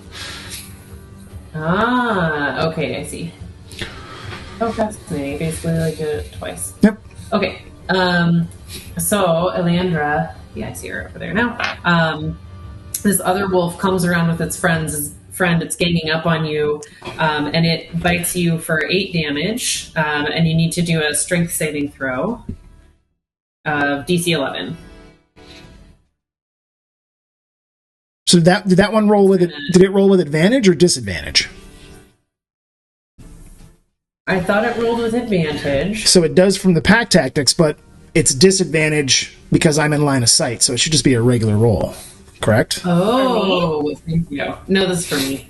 Okay. All right, we're gonna undo that. Just gonna delete it. Regular roll, straight up. I'm so excited to try the advantage thing. Nope. Come on, Alchemy. We can do it. Here we go. Okay. 21 to hit. But only does 7 damage this time, and you still have to do the strength save of 11 as the DC. Are we talking about me? Yep. Yes, sorry, Elandra, you take 7 points of damage from this other wolf biting you, and it also tries to knock you over. Okay, so strength. So, yep, skills. Yep, you got it. So this other wolf, with the distraction of its fellow wolf, is able to jump on top of you, Elandra, while you're dealing with first wolf, and knock you over. So you are knocked prone. Okay, so what do I need to do to make sure I know that I'm prone? You don't really need to do anything in the app. Just remember that right now, any creatures that attack you will have advantage, and you have disadvantage. To get up, you just use half your movement to stand up. Okay. Yeah, you just fell over is basically it. Yeah. All right. Great. Courage, you are up. Tiny wolf knocked over a dire wolf. You're distracted fighting the wolf. There's 2 of them. You're fighting 2 of them. Yeah.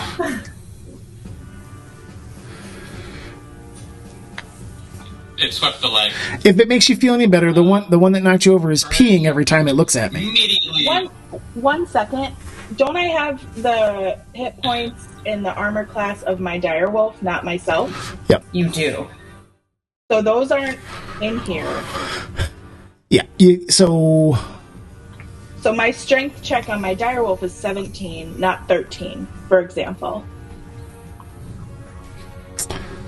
Yeah. Oh, right. Yep. Okay, so you rolled a 7 on your DC. I can look at yours. So it'd be +3. The direwolf's got a +3. Mm-hmm. Okay, so still knocks you prone. Okay. And if you... It's okay. Something you might be able to do, Jeanette, is for tracking your wild shape forms HP, you could use your XP tracker instead and put in what each form is and subtract from there so you remember. Okay. I can help you too, babe. That bottom right-hand corner where you can add trackers. Yeah. You could add in I'll one. Figure that out later. Yeah, we could just add in one that's your different forms, and you can track the health that way. Okay. Mm-hmm. Yep. All right, Courage. Awesome. Courage immediately leaps into action, but isn't that quick, and everyone starts moving. But she is focusing real hard on which wolf is Elandra, especially as it charges forward, getting into the edge of where the light emanating from her mace is. So she'll start running forward, and we'll get into melee with the closest wolf, shouting, "Be gone, evil! The Lady of the Harvest is here to reap. What ho? And as she's running forward with her mace up, she'll also add, checking components.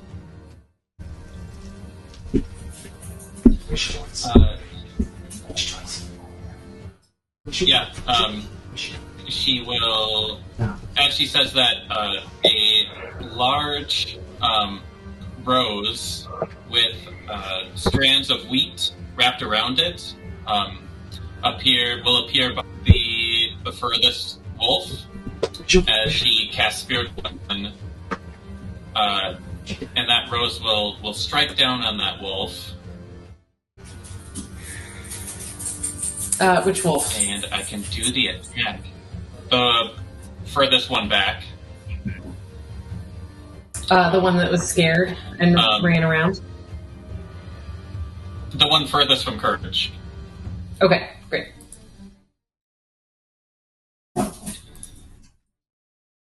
So that'll be a 25 to hit with the wheat rose. Yeah, that definitely hits. Nope, that's the wrong die. Ignore that one. That's the better one. For 11 points of damage. Yeah, what is your spiritual weapon?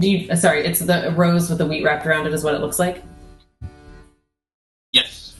Alright, how does this spiritual weapon insta-kill this wolf? Wow.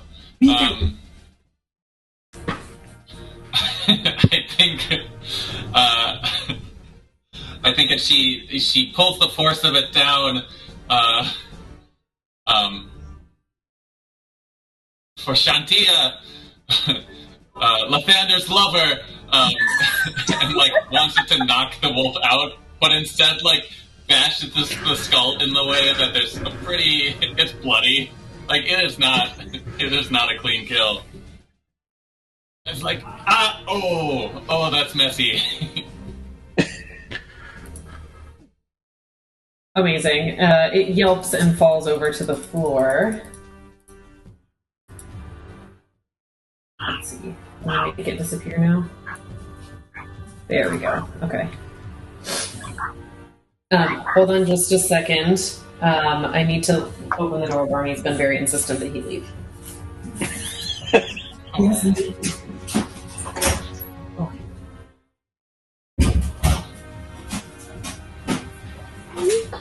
Okay. Thank you for your patience. Alrighty. Anything else you'd like to do on your turn, Courage? And I'm trying to figure out how to give you a spiritual weapon. That's fine. So she uses that as a bonus action while running forward, and then we'll get up to the remaining wolf, also splattered with blood, and we'll try to strike it with her mace with a 13 to hit. I can never remember. 13 is its armor class. Meets it, beats it. So I think you miss. Is that right? No, if it's the armor class that it hits. Meets it. Then it does. Yeah, that's okay. what I needed. It's what you needed. 13 is what you needed. Great job. For 3 damage. All right.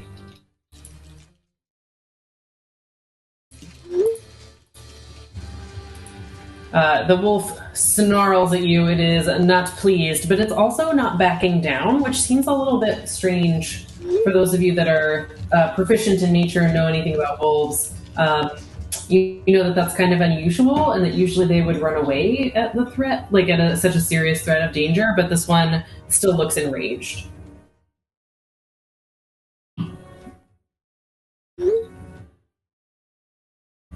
All right, that is Courage. All right, great job, Courage. Callow, you are up. All right.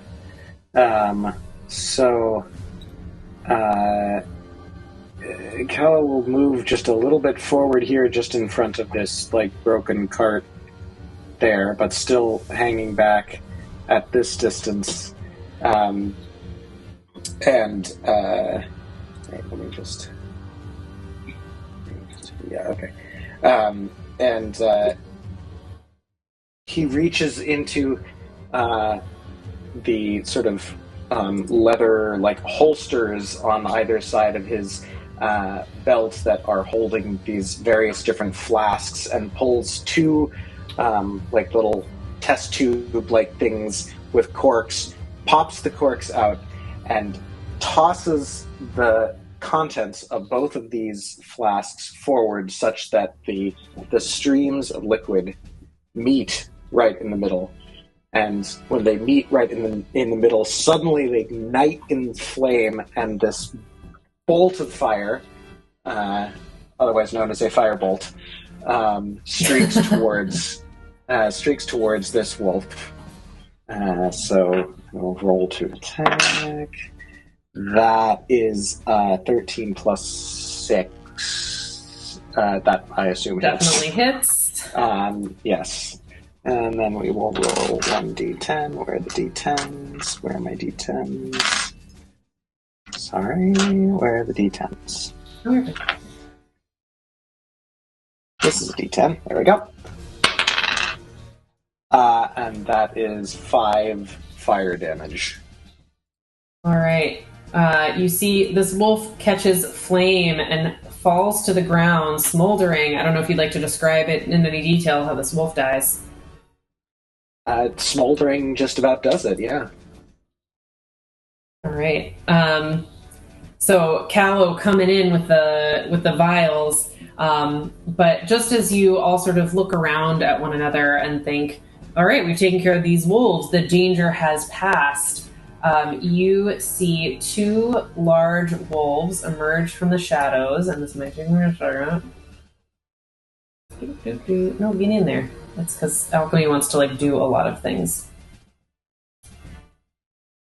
And these 2 wolves walk up the path, or more like stalk up the path. Look at their fallen brethren, and growl and bar their teeth. And I will show them to you in just a moment. We're not yet. Oh, they dig. We're not yet seeing the Yeah. Okay, there's one. It's coming very slowly. Slow. 1. Holy shit. Yep, direwolves turns out real big. She coming. I was wondering, do I take up more room? You do.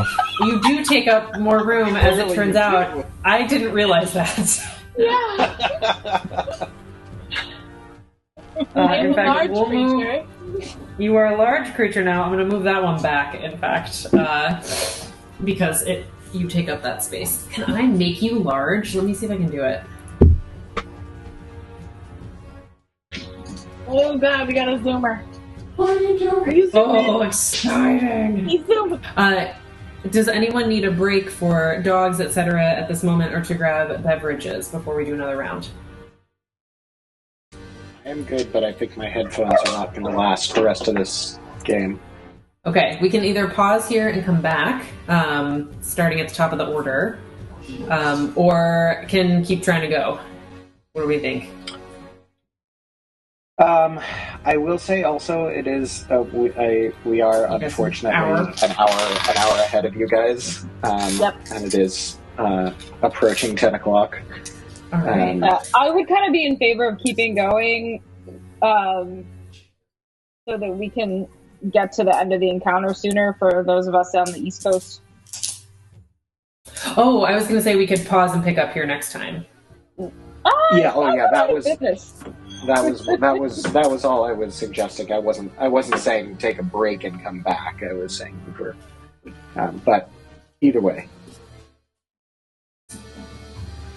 I still have juice in the tank. I want to keep playing. Okay. All right, Jaime, Jeanette household, how are you guys doing? Let me check with Jaime. He's out with Miles. Oh, okay, sounds good.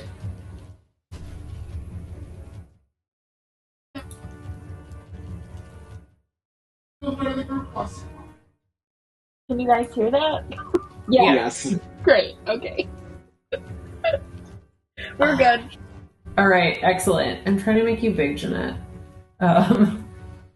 There must be a way. It's fine. We'll figure it out. We'll play with this another time. That does seem like a feature that it should be able to accommodate for this very purpose. Like, exactly. This is not something unusual. Like, wild shaping into something that's larger happens. Some goes here. Exactly. Beatrix, can you remind me what your initiative was again? Mine was 20. 20, okay. So you need to be here.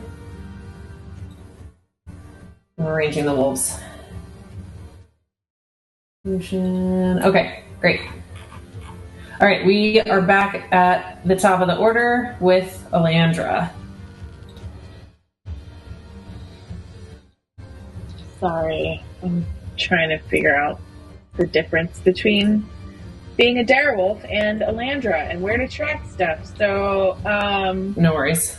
Okay, I'm not very far from these direwolves. Do they see me like an enemy, or because I am one of them?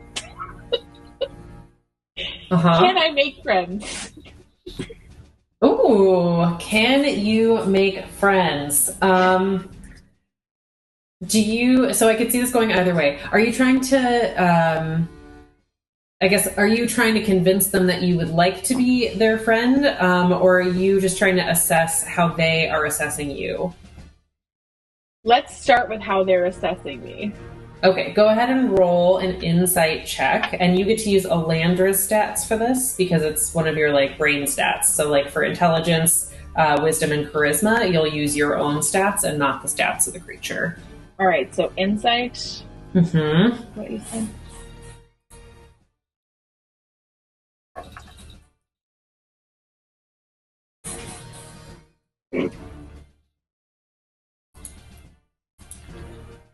Okay. So with a 9, you're not sure. You know that they're definitely checking you out, but you can't really assess whether or not they've made a judgment about you yet.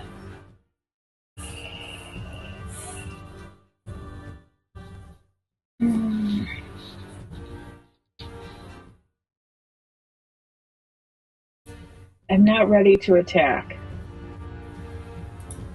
You don't have to.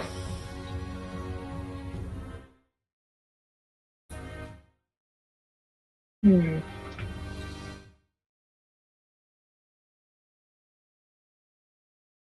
could hold an action?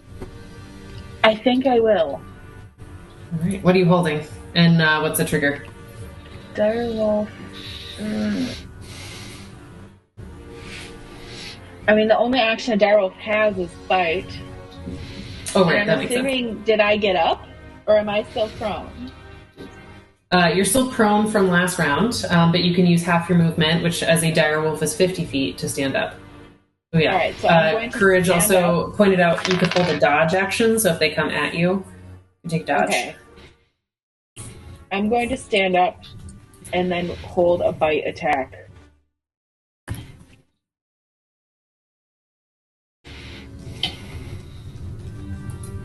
that make sense? All right. Do you do anything aggressive? So what will cause you to take this bite attack? If they attack, I will attack. If they attack. Okay. All right. Is that it? Yes. Oh, go ahead, Jamie. Nope, good. Oh, just yawning. Mm-hmm. Okay. Sally, or Beatrix, I should say, you are up with Lucian on deck. Okay, so Ish. Beatrix has just felt Eldritch bolts whiz over her head. It's kind of like, wow, okay, all right. Has seen Courage absolutely go to town on a wolf with a giant rose, and has seen Callow make a firebolt with some bottles. All of this is kind of like, oh, okay, all right, this is new.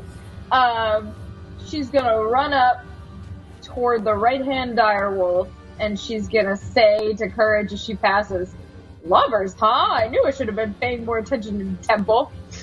And she's going to take out her glaive and go for righty here. All right. Let's see. 17. 17 hits. Great. So that's 10 and 3 and woo! That is 12 damage. Well, is it? Yes. 12 damage. And then she will use her bonus action. She is going to use Thunderous Smite. Let's see. Thunderous Smite. The first time you hit with a melee weapon attack during the spell's duration, your weapon rings with thunder.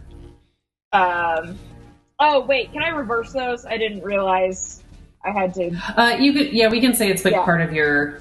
Yeah. Because it's the first time you hit with the melee attack, so this just counts as your bonus action. It's part of it. So you go ahead and do that other 2d6 thunder damage. Okay, extra 2d6 thunder damage, and it must succeed on a strength save or be pushed 10 feet away and knocked prone. Right. So 2d6 saves. All right, we've got a 6 and a 3, so that's 9. And must succeed on a strength save with my save DC being 13. Alrighty. Let me skills. Strength. Check. Ooh, yeah. He succeeded on his strength saving throw. Got an 18 total. So is not pushed or goes prone, but does take that thunder damage. And this wolf is looking hurt. Awesome. All right, is that your turn? Yeah, and I'm going to stay where I am. Okay. This wolf is actually up next. So it has assessed you as its biggest threat right now. So it will move up. Oh, is it going to let me? Oh, no, I don't. There we go. Floating wolf. Let's see. That's 10 feet. Okay. It is going to try to bite you.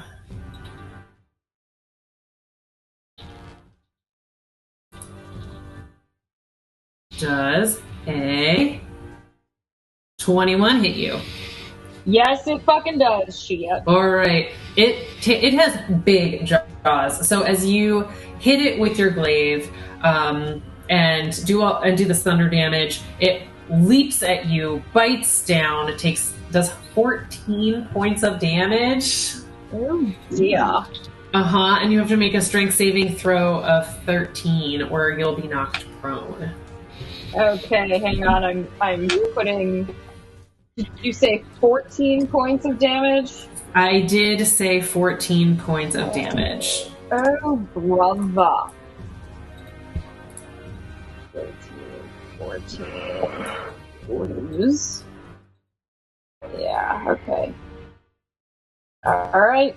And strength save. Okay.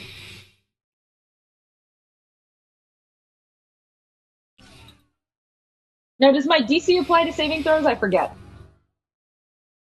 So it's you make a strength save of it's my DC, so it's 13 is what you're trying to meet. Oh. Okay, I rolled a 14. You rolled a 14. Great. All right, you are not knocked prone. You just like a boss, you take this bite, this massive bite to your shoulder. But stand your ground. All right. Second wolf is up.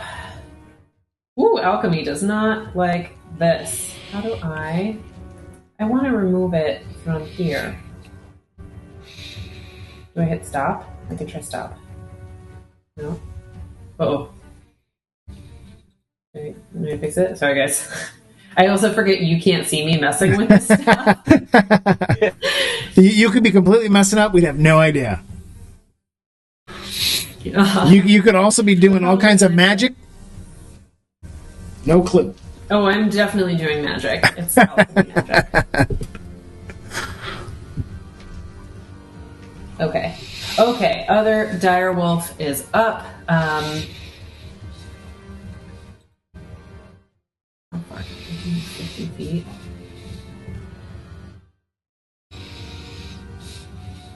It runs up. It can't get to Beatrix like it wishes.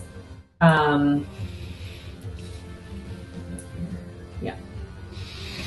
Ooh, there we go. Okay.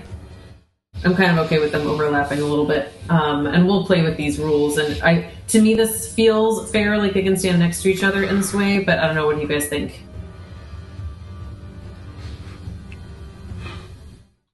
I think it works fine for me. Yeah, we call this a special case as part of back tactics. Mm-hmm. That's exactly what they're going for. So it jumps in and is going to make a bite at Courage. Because it kind of looks at Elandra and is like confused by her direwolf status. Or like this isn't a wolf we recognize, but also... Oh, I forgot. Elandra, you actually get to go first because you were holding a reaction if the wolf attacked anyone and attacked Beatrix. Let me move this back. Here? Okay, so I think I will attack the wolf that is damaged. All right. To see if I can scare the other one off. Okay, so this is a different sheet. So you will, to do a bite, it'd be a d20 plus 5 for the direwolf.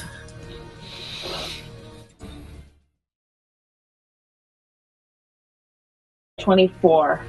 That definitely hits. So you roll 2d6 plus 3. Okay, I don't want to do that in here.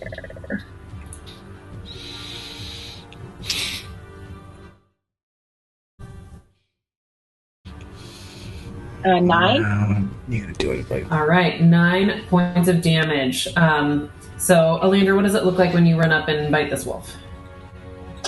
Is it dead? It's not dead. Okay. I'm going to go for its neck and give it a good solid bite. See what happens. All right. You... Is this fair? Yeah, you basically have started to rip its jugular out, and it is bleeding real bad. It's still fighting. Again, this is very odd behavior for wolves, though dire wolves are a little bit outside your expertise. And it has to make a strength saving throw.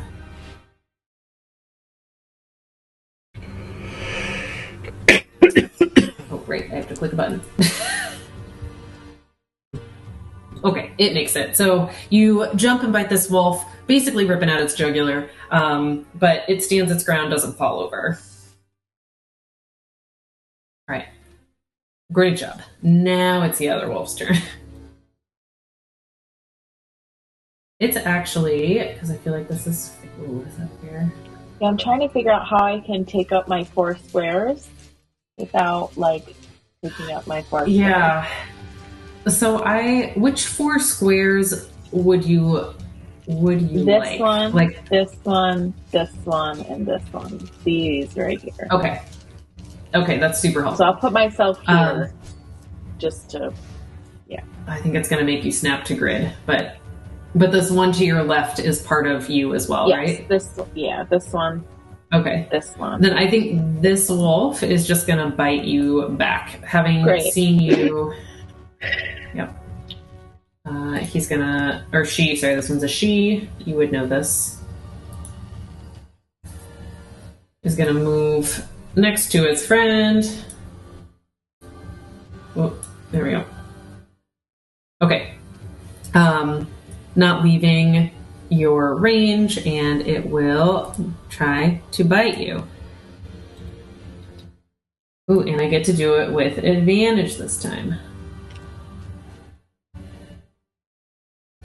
16, which I believe hits you and does 8 points of damage.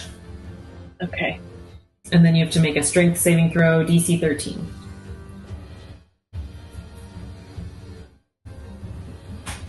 And you use your wolf strength stats. on my so I'm going to use my other dice. Yeah, so D20 plus 3. 21 there. All right, you are good. You do not fall over. And you said how much damage? 8 points of damage. Okay.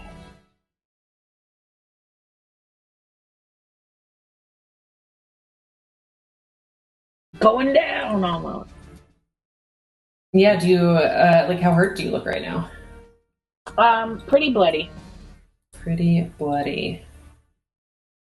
Ooh, oh, that's nice, Jaime. Oh, that's awesome. Okay. You got drink. He was sending an update that eventually, like, I can make you tokens that you'll be able to control. So, like, I can make you a direwolf. This is something that Roll20 already does, and, like, I know how these things work in Roll20, but they've been around a lot longer. Lucian, you are up with Courage on deck. Currently being attacked. Oh, vicious wolf attacking you. Easy, bud. Watch those paws. Bye. Watch the left and rights. Okay, so I am going to just attack the one that is directly in front of Beatrix. Mm-hmm. With it. Chunk out of her shoulder? Just going to do an Eldritch Blast. Alrighty. 13 to attack, 13 damage. 13 just misses.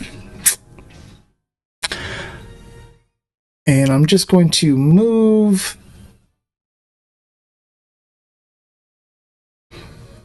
kind of to the edge there.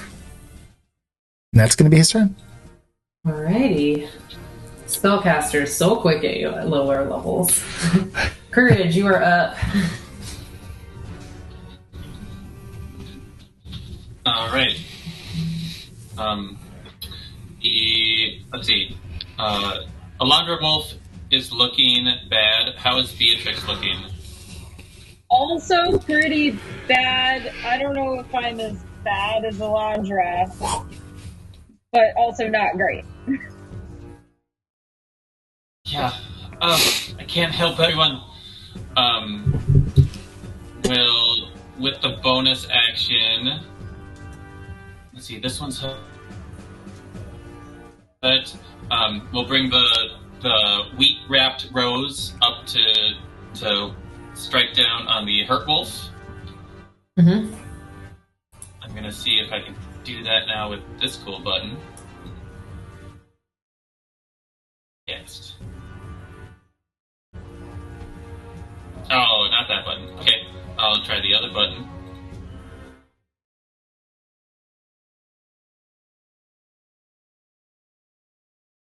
Oh, dang.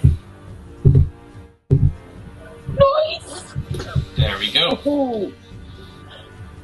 Alright, what does it look like, this wolf that's been bleeding out from the neck? How does it look as you kill it? Okay. So I think like similar. Just gotta help Beatrix. It hovers above the wolf and gulp swings at the head, and I think knocks it off, and it goes flying towards Lucian. Lucian, make a dexterity check for me.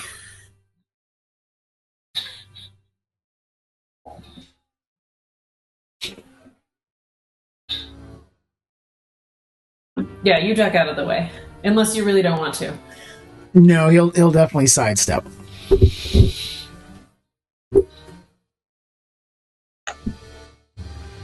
Sorry. And then, with that wolf down, stay strong. Where's your wolf? Where is he? Stay strong, Elandra. The Keeper of the Wild protects you, and will cast Cure Wounds. And I don't think this is going to work, but I'm going to try it. There you go. Where's she goes? Oh, that is way off. Okay, so Just then pouting. I remember. Just pouting. So we'll reach out and the light Just pouting. from. Or actually, let's see. Yeah, just pouting. Well, did you Yeah, I use guess second we'll- level spell? No, I'm gonna reroll. Okay. Oh, I see what I did. Yeah, okay. But also, I think it's missing some features. Alright, I'll take this. The 1d8 on this was a 6. But instead of +4, it should be +7. So, Elandra, you heal for 13. As Courage will quickly and gently press the shield against you. And on the shield, it looks like the blossom petals are actually moving with this divine power. Thank you. Yes, got it. Great. All right, cleric, so strong. And then we'll stride forward towards the other wolf. Shield out. Okay. Back into the night. Yeah.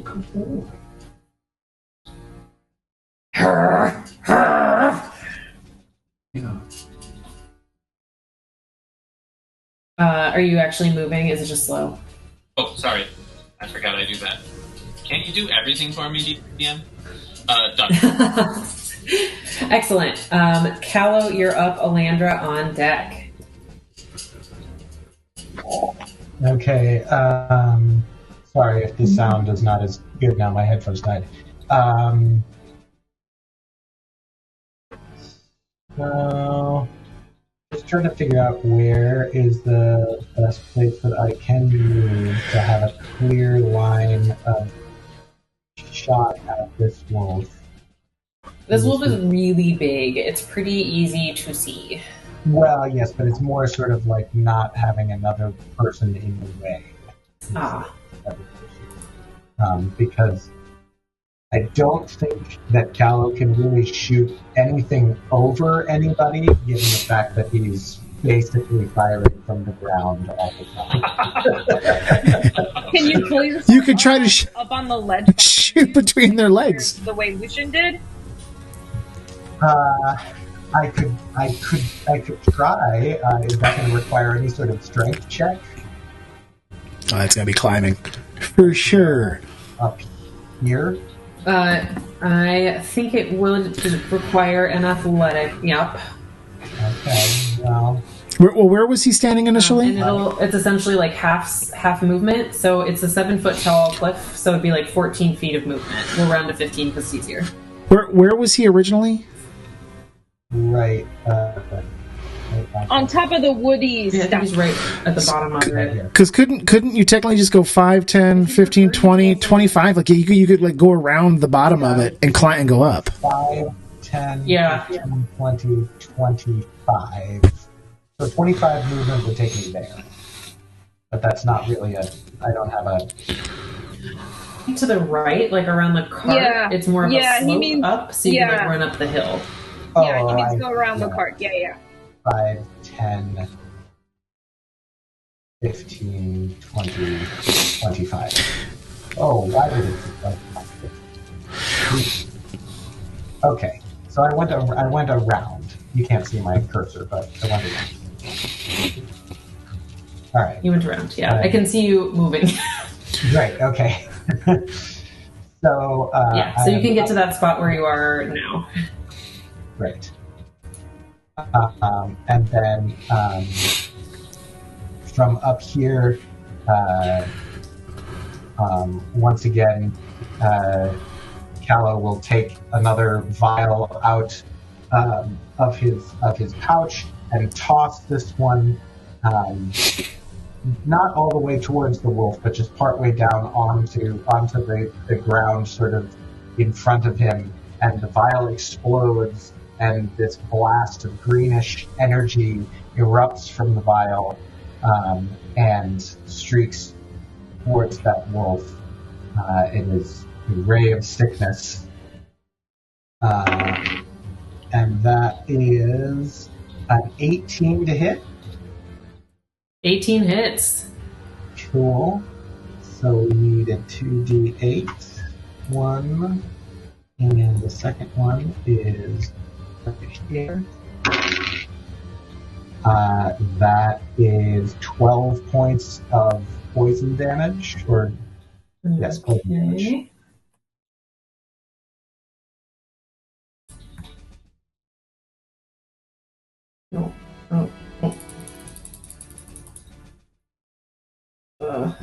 Sorry. Alchemy is being so slow. It's not really Alchemy's fault. It's my computer. Okay, and then he has to make a Constitution saving throw? Yes, it has to make a Constitution saving throw. Yes, 14. Alright. As +2. Ooh, wait. 11. It fails. So yes. Okay. So it is my next turn. All right. Can you remind us what poisoning does? I believe that's just mentioned on all skill checks. I believe. I think actually also in attack rolls. Well, that's Attacks and abilities. Yeah, attacks and ability checks. Yeah. So basically, disadvantage. So it's disadvantage for a round. Yeah. Okay. Anything else you'd like to do? I think that is it because that's all my movement. So I'm not really able to do anything. Okay. Elandra, you are up.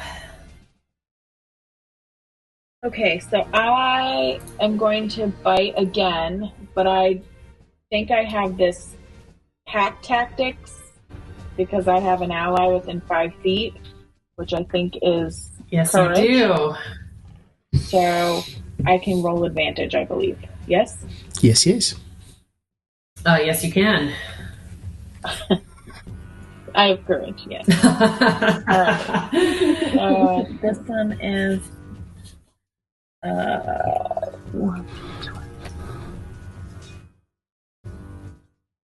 it's D20 plus 5, right? Oh, that's a... That sucks. Oh no! Do we want to roll on the table? We want to save that. We're saving that. We haven't decided on it. Never mind. You miss. What is it? Does anything funny happen? I think I'm. This feels weird. Did I have to do something with advantage? Even with advantage, I don't get anything. Oh yeah, that didn't. Advantage. Yeah, you. So just roll another d20. Good call. Yeah. I was like, damn. Well, how do you like that? Oh my god! What are the odds of that? That was a win, you guys. What's going on? The universe has been restored. Alrighty. So up to you if you want to roll. Yeah, so you can roll 2d6 and double it, or you can roll 4d6, whatever you prefer.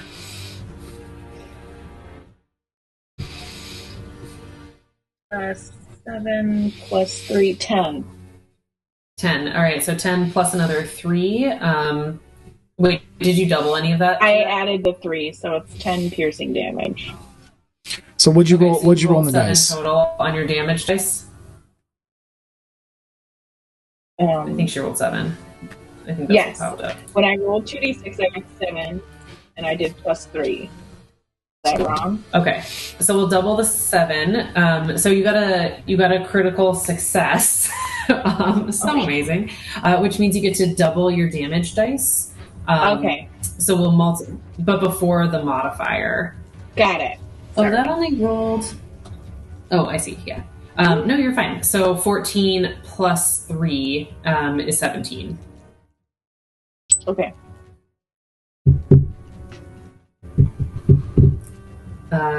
Do I probably need to make a strength saving throw, right? Yes. It's being contrary. Must succeed DC 13 strength saving throw. Okay. Mm-hmm.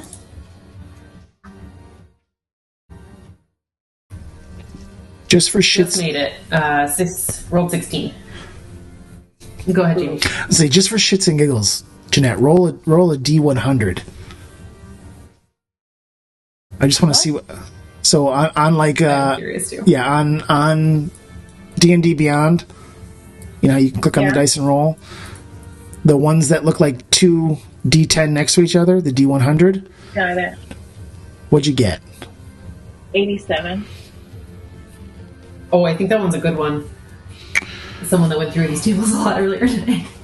That's the you strike with great force. Roll an additional set of damage dice above and beyond your normal critical.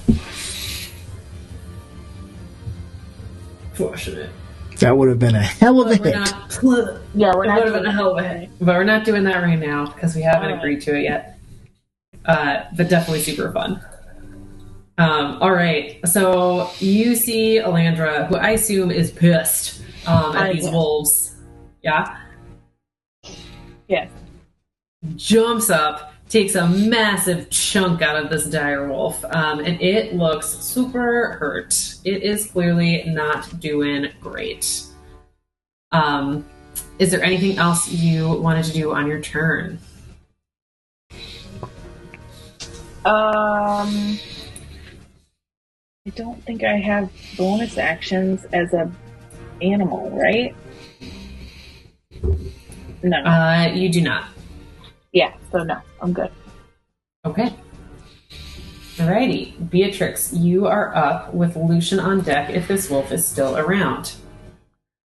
Great. So, I see that it is pretty freaking hurt. And my headphones just wore out, so I will put those away. Hang on.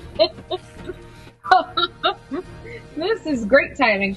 Where did I put the case even? Oh my gosh. Anyway, so I will come on up next to Courage, which gives me advantage, right?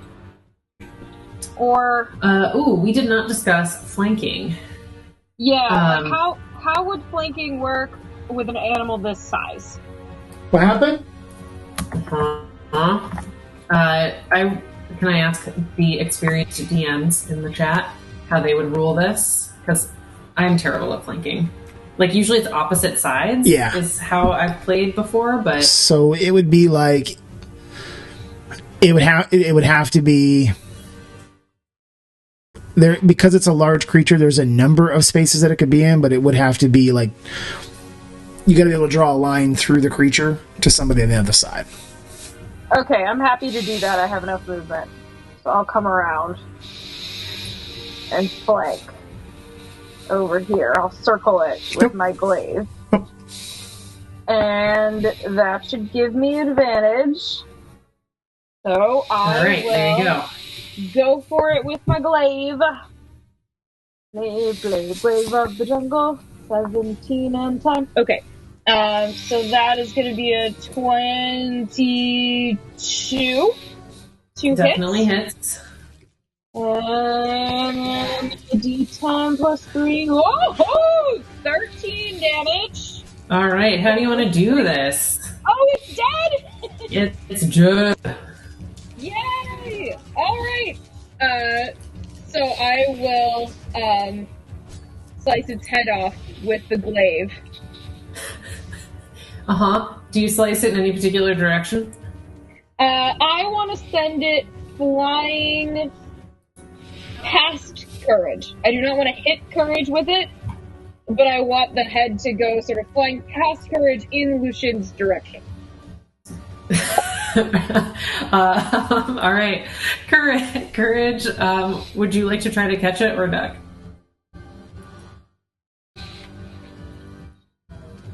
No, that's alright. So you're just gonna let it smack you in the face? I thought you said over your head. Courage. Okay, yes, she did. You're right. All right, it sails over your head. Lucian, it thunks on the ground next to you. So you basically have two direwolf heads next to you. And that is the end of combat. Which seems like a good spot to stop.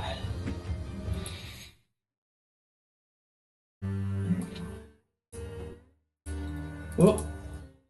All right. All right, so we will pick up from this field of battle next time we play on the 18th. Let's Excellent. take a scheduling moment.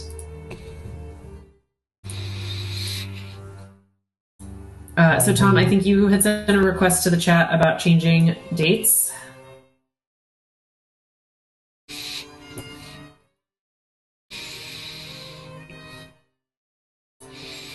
So you said the 19th. There's Sally and Connor, slight. we're good for the 19th. Yeah, I think that's okay. There's a slight possibility I could be traveling and out of town that day. I will know more probably this week, but hopefully not. My guess is probably not. Yeah, fairly certain it works for us as well. We could swap.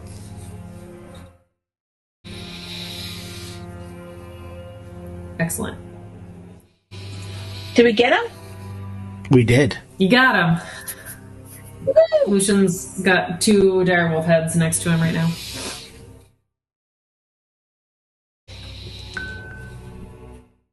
All right. Should we say like approximately 2 weeks after the 19th? Sure. I will say Tuesday's probably going to be tougher for me generally. We have a different campaign that kind of plays on Tuesdays, but So about 2 weeks after Yeah, that. so we have like October 4th is 2nd. open, the Wednesday, or the Sunday, October 1st. I can do Sunday. Sunday, October 1st. I can't do the 2nd. I would say tentatively we can do the first. Jeanette's birthday is that week, so I'm trying to see if we can maybe get out of town either the weekend before or the weekend after. But tentatively, yeah, we can do the first. Should be fine. all right. Great. Tom, are you scheduling master? As in, can you send out the invites? I will, and I'll leave the time as the same, but we can discuss that since weekend might give us some flexibility to start a little earlier.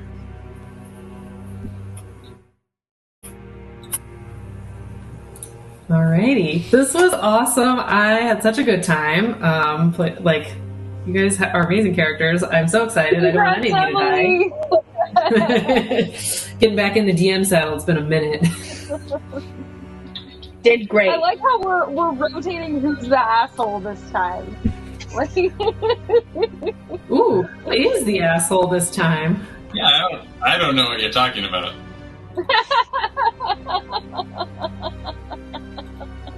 I think we got two assholes. I honestly don't know who they are. Lucian's a little grumpy, but I wouldn't call him an asshole. Give him time. Beatrix is also a little grumpy. Maybe I just can't play asshole convincingly.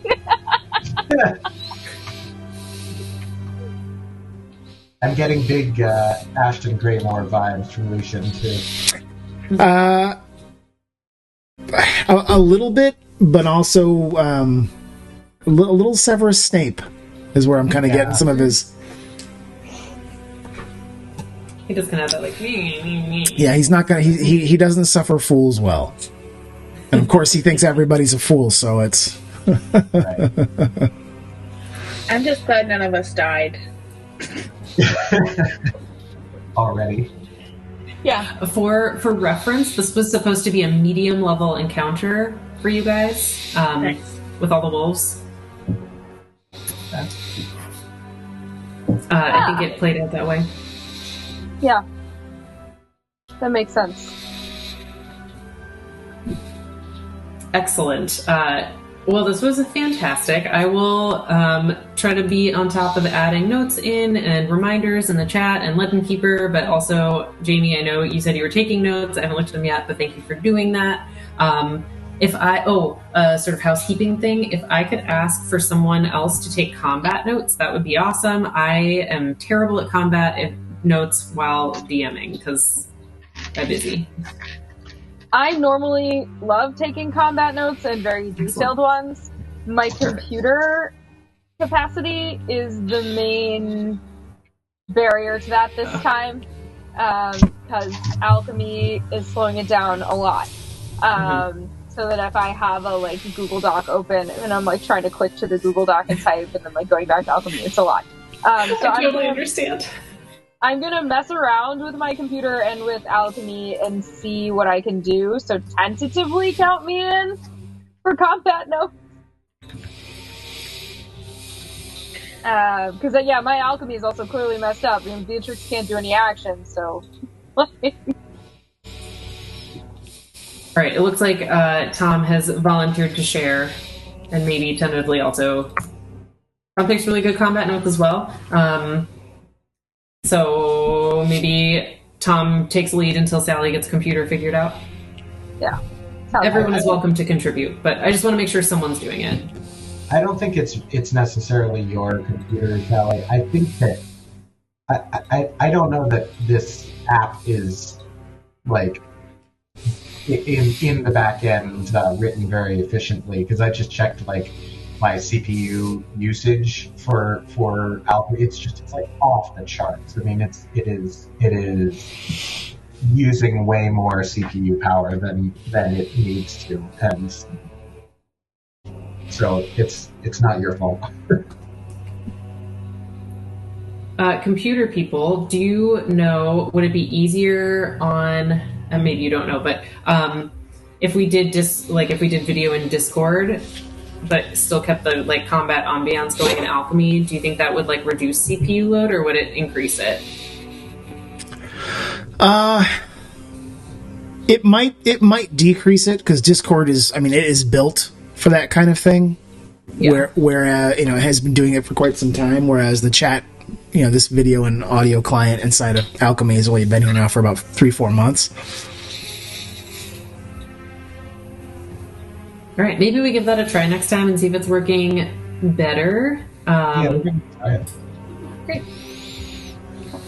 Okay, so we'll do audio, video in Discord, and it would be nice if we could do video. I think it helps it helps me with focus, and I like to see people's faces. And this is really funny because I'm generally very anti-video online. Yeah. But this is one of those exceptions. Yeah, I missed having it because I had to close it during combat. Mm-hmm. I missed it. I'm sure there were a lot of really good faces being made. And good dog cameos. Speaking of which, Bobby wants to say goodnight.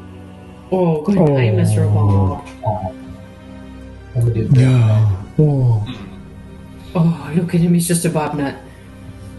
He's a bagel. Yeah. A bobgle. A bobgle. A little cinnamon sugar one. Yes. Oh, bud. Cinnamon sugar boy. It was so great seeing you guys. Yeah. So good to see you too. And Emily, thank you for this. Truly. Oh, you're welcome. Thank you. Good job. Yeah. I'm sure we will get into a rhythm with the tech and everything, and we'll figure it out. Don't worry. Oh yeah. The first combat always super slow anyway. So with the tech on top of that, but even by the second round, it was already quicker, and by the third round, it was really quick. So yeah. Yeah. All right. Anything else? So much RP to do. Looking forward to the next time. Yep. Thank you so much. Thank you. Thanks. Bye, guys. Good night, guys. Good night.